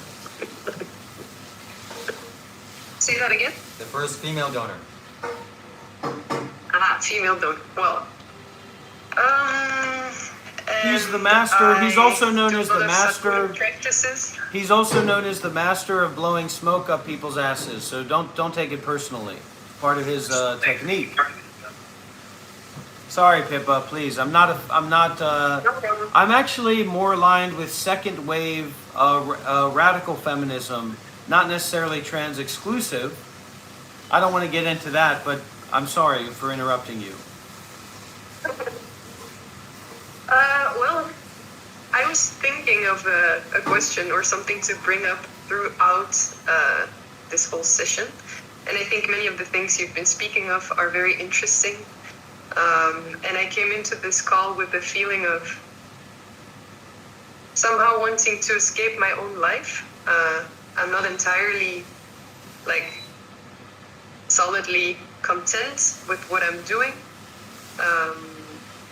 And yeah, that's kind of the only thing I can put into this space for now. That I'm working as a teacher and it doesn't feel fulfilling. But there is also a question of generosity towards anyone, anywhere.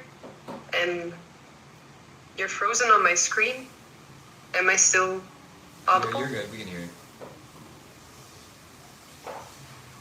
We can hear you. We can hear you. Yeah, I can hear you. I hear you. Okay. Wait, Dr. Rob, how are you still in Shiva's moving? Sorry. Yeah, that's very strange. So this kind It's of just sitting still. this kind of this conflux event, when it's not informed by and concerned with the Dharma, it's unsettling. It's a deep track. It's scary. And what I have found, and I think what a lot of people find is, and what Ajahn Brahm has spoken about, is that this scariness or this anxiety, this sense of, this is where I need to back off, this is where I need to turn away, is actually a turning towards point.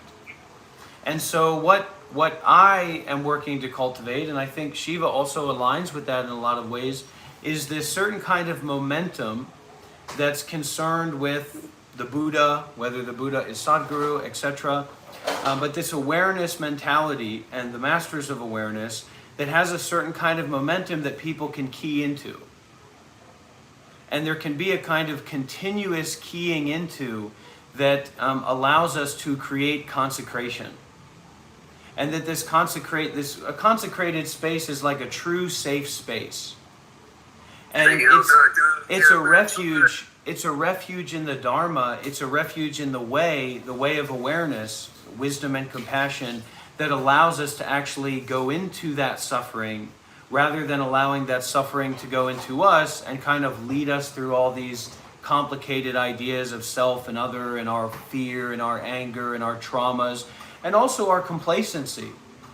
Because a lot of people, and I find myself as well, are dwelling in passivity and complacency. And that passivity and complacency doesn't really allow this flower of the mind and this flower of the heart to bloom. And there's so many factors in the Western world and in our own traumas, our own inner psychology, that's saying this flower cannot bloom. Wisdom and compassion have to be under fear.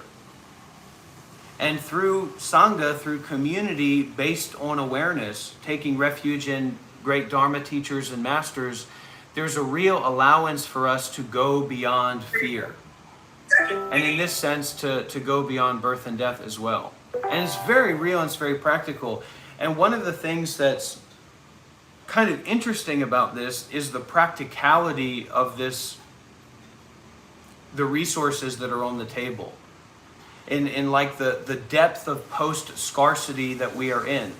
We don't need to struggle to have our basic resources met. We need to struggle to keep living the way that we've been living up to now. And if that's not something that you actually want to do, what's on the table is incredible and boundless and undefinable, clearly. And then it's just about our willingness to give, our willingness to maybe settle our own self-fixation in this way of like limitless giving and being open to that.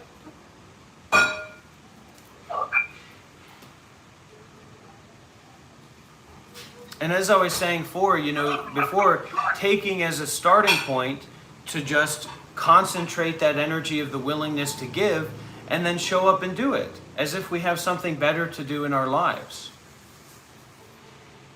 You can do it at home, you can do it on your own, but we can also do it in community.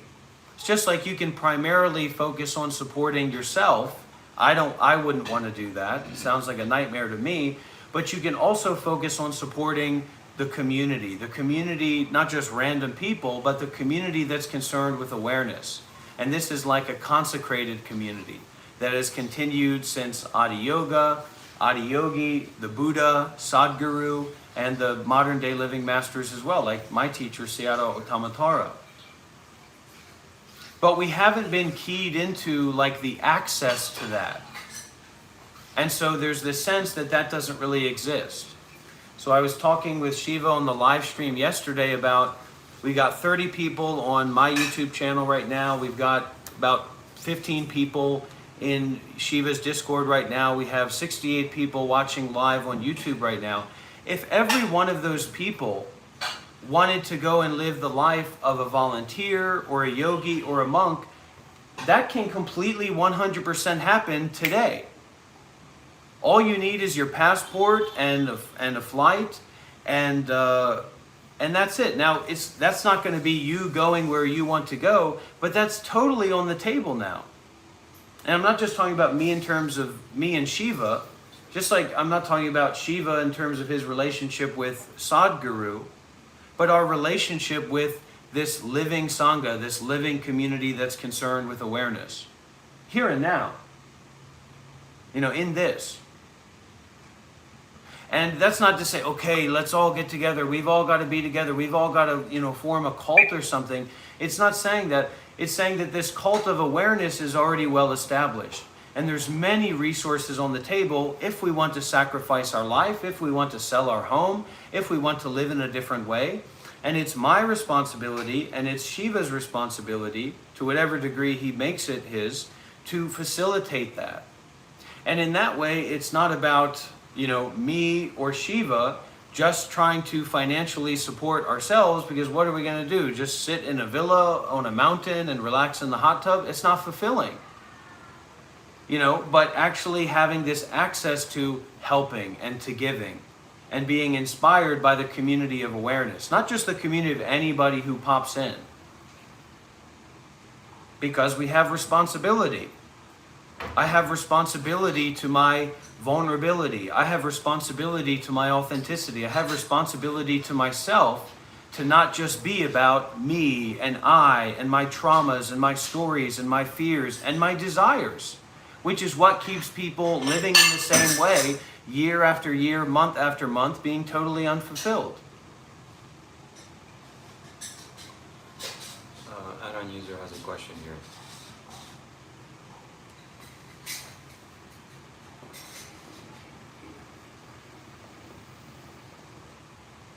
You want to read it out? And all I'm trying to say is that there's a bitter pill here. There's a bitterness here that is sweeter than medicine. That cures everything. And that has nothing to do with me and you, Pippa, or me and Sadhguru, but the nature. The truth, the original mind. Okay, what is your address in Vietnam? Are any of us free to visit? Shiva, are you going to be with Dr. Rob for the indefinite future? Shiva is probably not going to be with Dr. Rob for the indefinite future, but if you consolidate your interest and sincerity to come and practice and join, then me and Shiva and whoever has a responsibility to meet that. There's one more. There's no need to defend yourself from accusations of being a cult, especially if you are both upstanding and moral people who are willing to improve the lives of others. Yeah.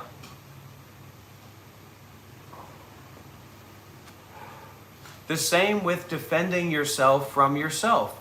Let it happen. Let it process. Let it unfold. Is your deeper mind mountains and rivers and oceans? Or is your deeper mind the toxicity of fear and anger and non-practical, complicated thinking?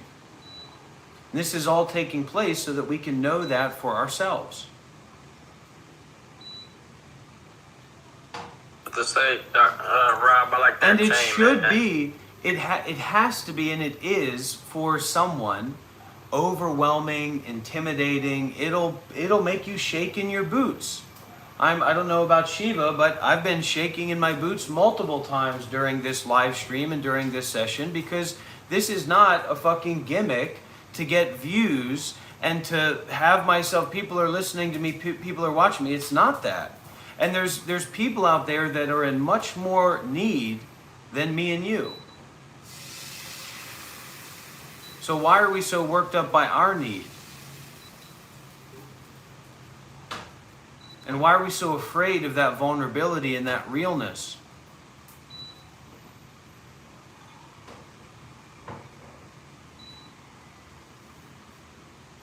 Do we need to be? And the simple answer is no, definitely we do not.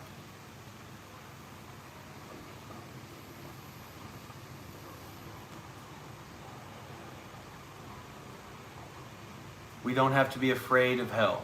Hell has to be emptied out.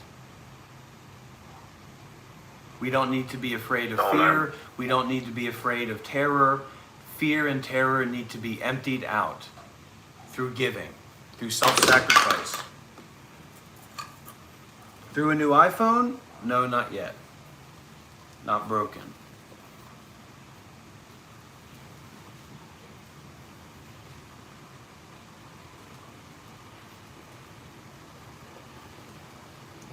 Is the food out there good?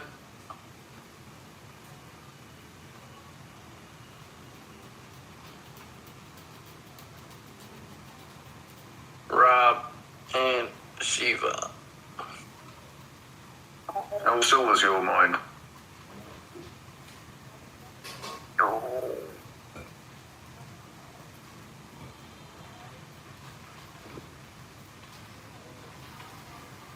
Did I should ignored Rob?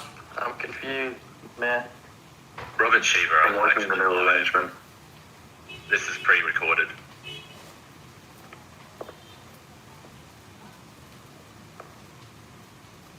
Hey Rob, talk dude. You're talking to a pre-recorded video, dude.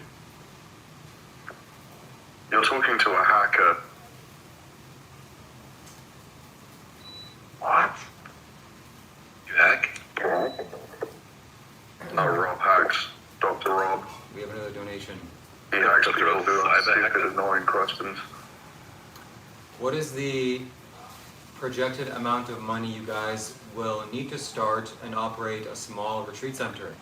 Based on your past financial contributions, do you think the communities you've cultivated will be able to raise enough? Question mark. Yeah. So this question basically comes down to first steps. So first steps would be buying land or property, which would be around maybe 20. Well, it'd be more if you're talking about creating some kind of meditation center.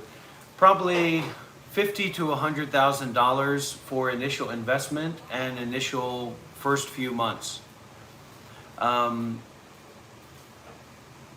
After that, you have monthly payments, but more so, what seems to be on the tip of the tongue is creating a temporary environment or a temporary retreat center in Vietnam, for example, which is probably buying a home in a mountainous area or an oceanous area that's not totally rural, but nearby the city, and conducting an open retreat space for 10 days or a month or something along those lines, because it's really people who show up on the ground.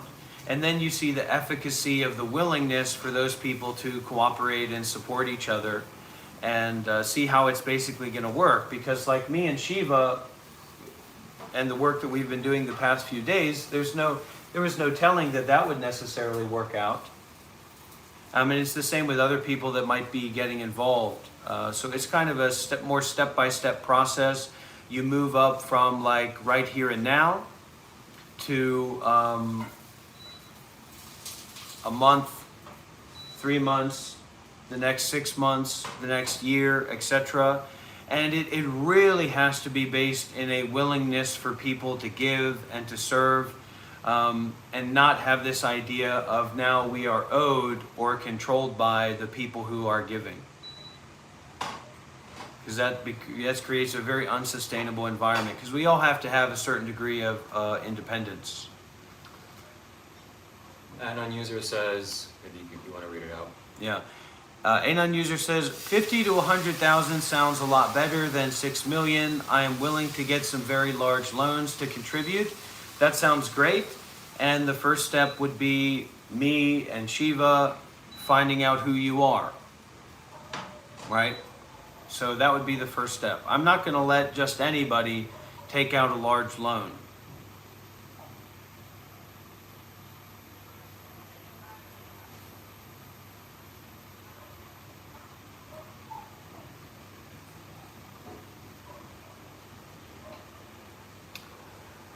this is the next step forward. Conscious people have to gather together and buy land and live on that land.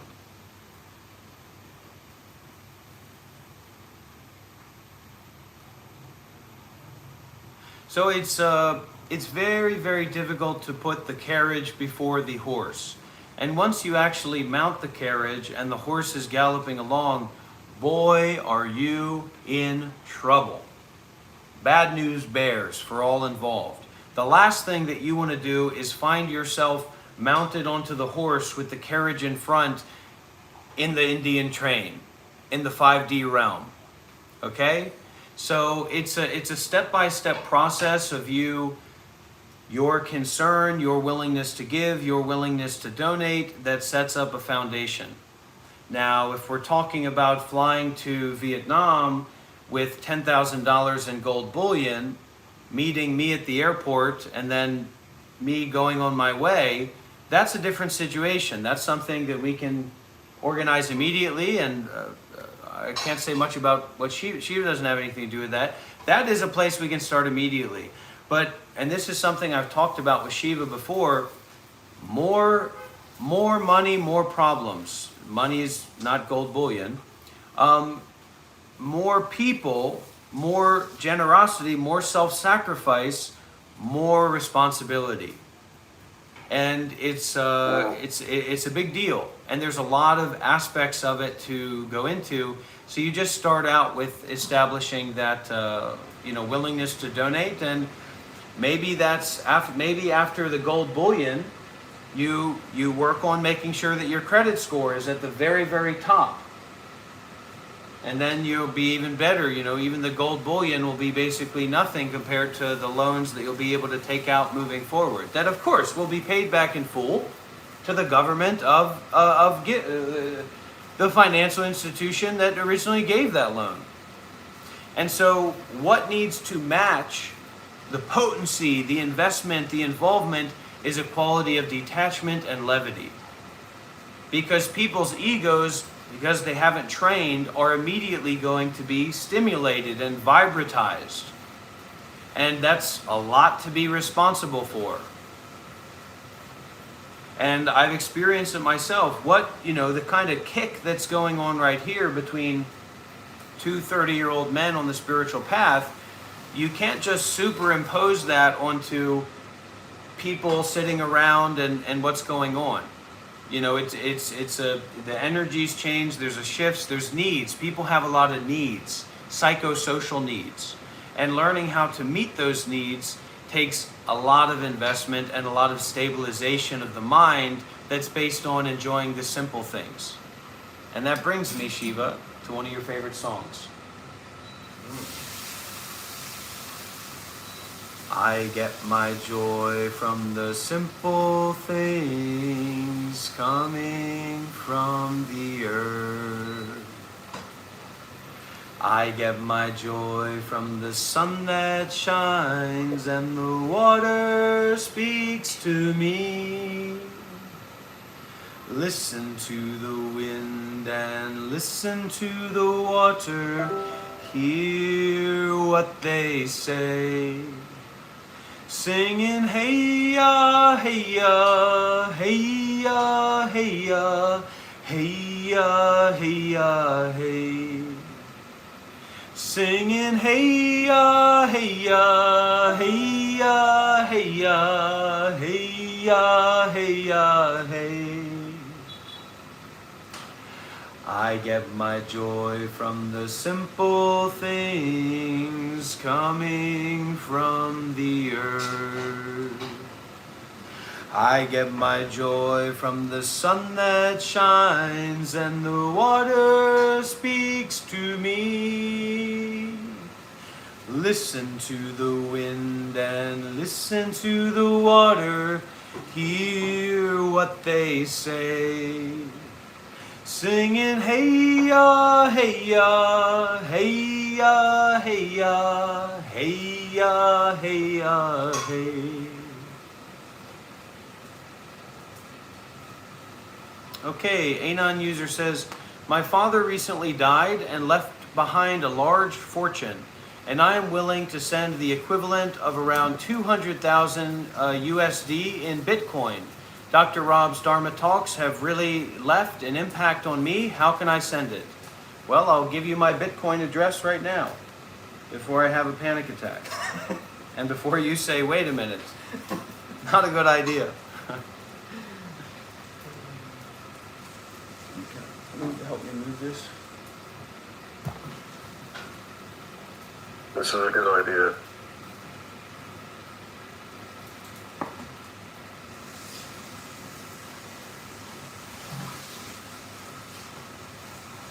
Wait a minute.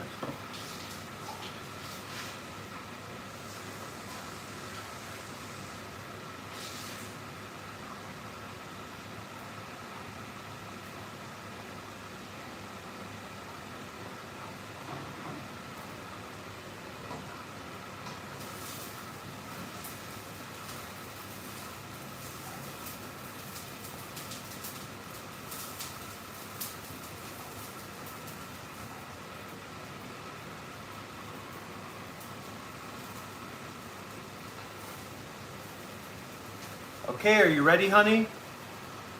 Huh? What, huh?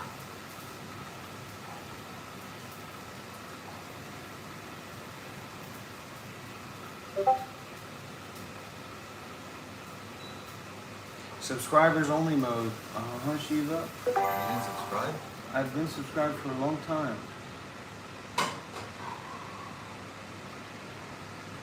You're Shiva?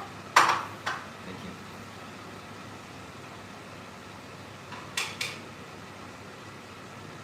Is it gonna show up? Better show up. Send it to me in WhatsApp and I'll paste it as well. Okay. Yeah, because I can't paste it. Oh, wait a minute. No, it's not.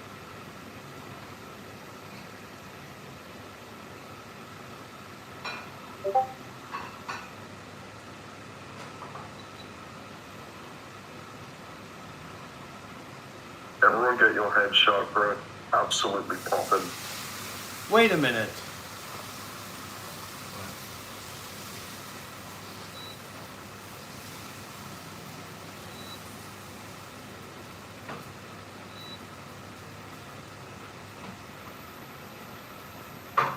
So don't send 200,000, maybe send 20,000 to start, just to be careful.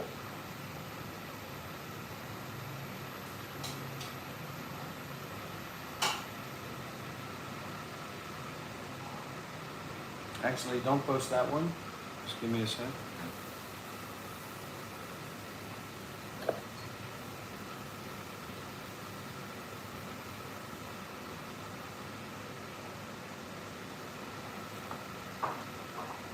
Guys, please don't break the law. Of your donations. Unborn and indestructible, unborn and indestructible, beyond time and space, beyond time and space. This body and these feelings are not me, are not mine.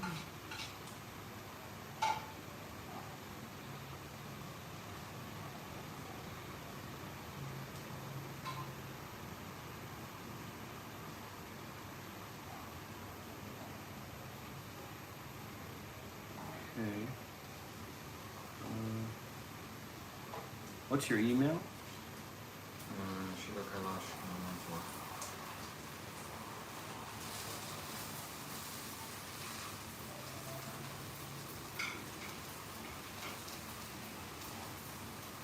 Kailash 114.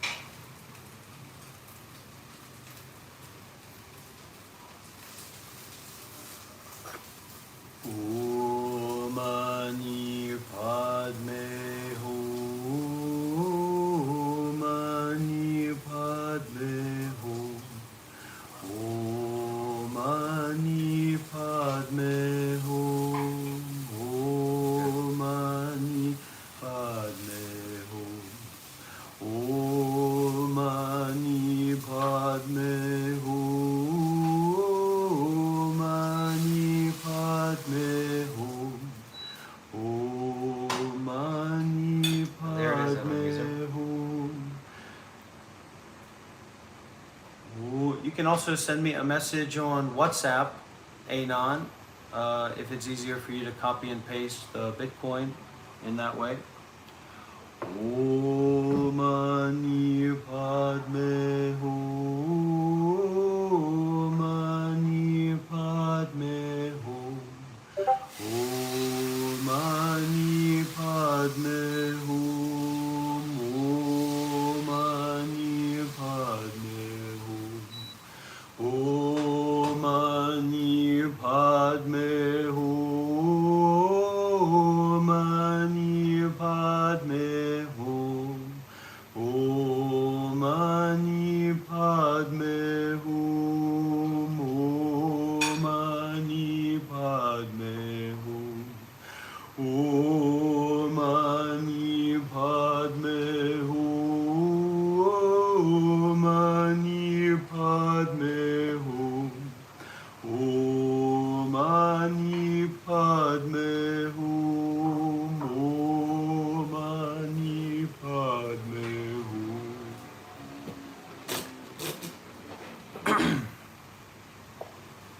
Yeah, as much as I'd like to be in a position to receive more, spontaneously, I don't want any problems to come about. And, for that matter of not wanting any problems to come about, I wish that you live a long and happy and healthy life. And what I can say is that this could be a big deal. And me and also my teacher and his organization are fully equipped to make use of that, concerned with your interest and,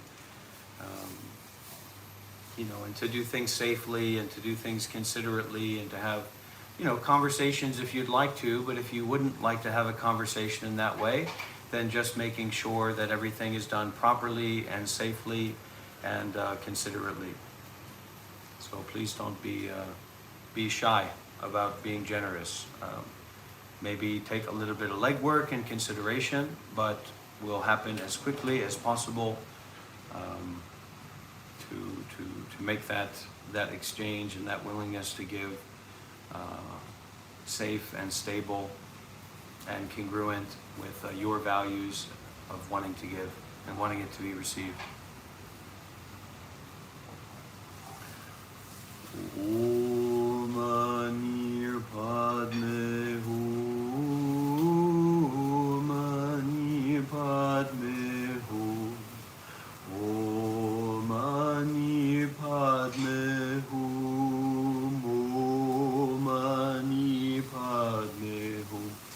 And I would like to say that me as a spiritual teacher and as a leader, I live a little bit on the edge. So, as they say, money can't fix everything, but it could definitely make a big difference in terms of stabilizing this situation and allowing for a little bit more of consistent congruency and kind of a little bit more space created and put a lot of things, to rest, to not have to be considered at all. And that's just, of course, a starting point for doing more service and growing that space for others as well.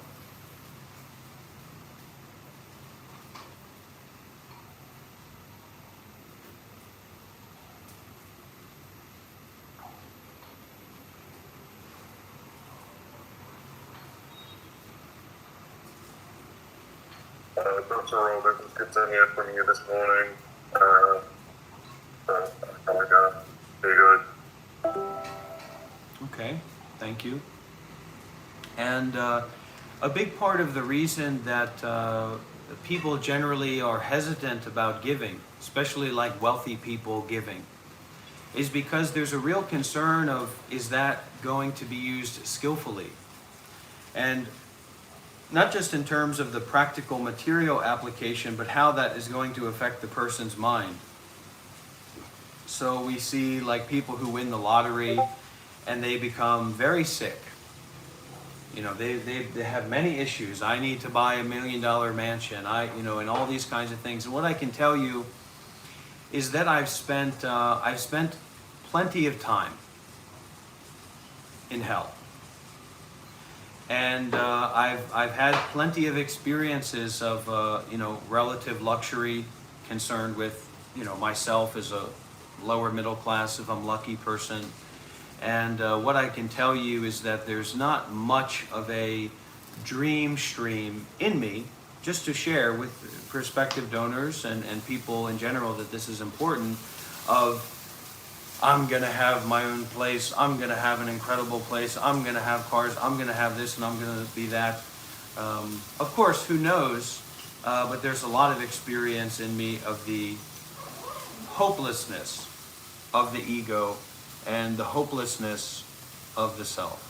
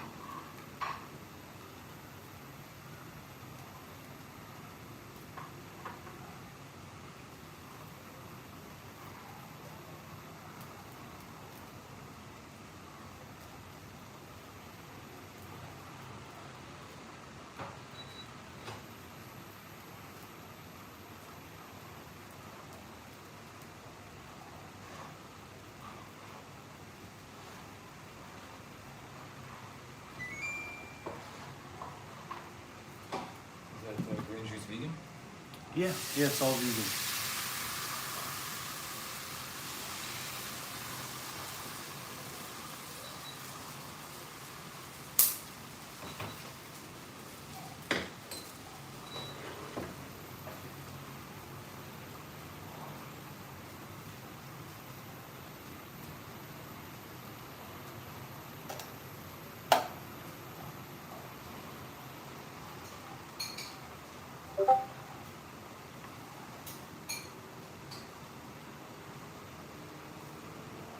Okay, do we have any questions or sharing experience? We're actually going to be wrapping up the live stream here, not because I might get a big donation or something like that, but because it's been a long and very intense and very intimate sadhana today. So we're going to slowly bring it to an end. Also about time to eat here. And we'll do our best to, I will be doing my best to keep everything on the level. This is not about being famous. This is not about profiting myself. This is about exploiting the interest of others in sadhana to inspire my own willingness to give and practice seriously. Exploiting the needs of others to meet my own need of transcending suffering and ending suffering as much as I possibly can.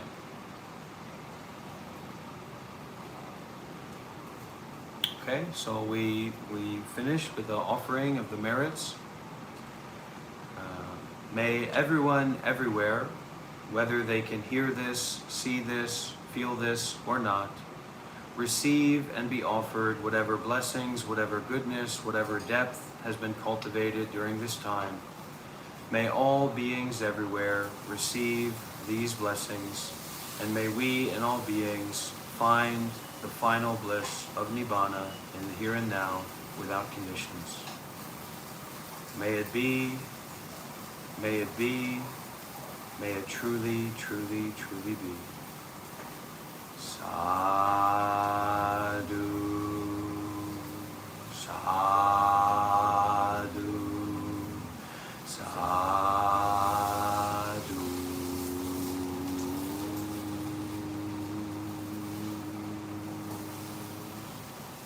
Thank you, dear friends. Relax, be well, be happy, be peaceful, and see you again soon, all right? Thank you for all your support, and thank you for your trust. I'll do my very best to live up to it, and may we continue.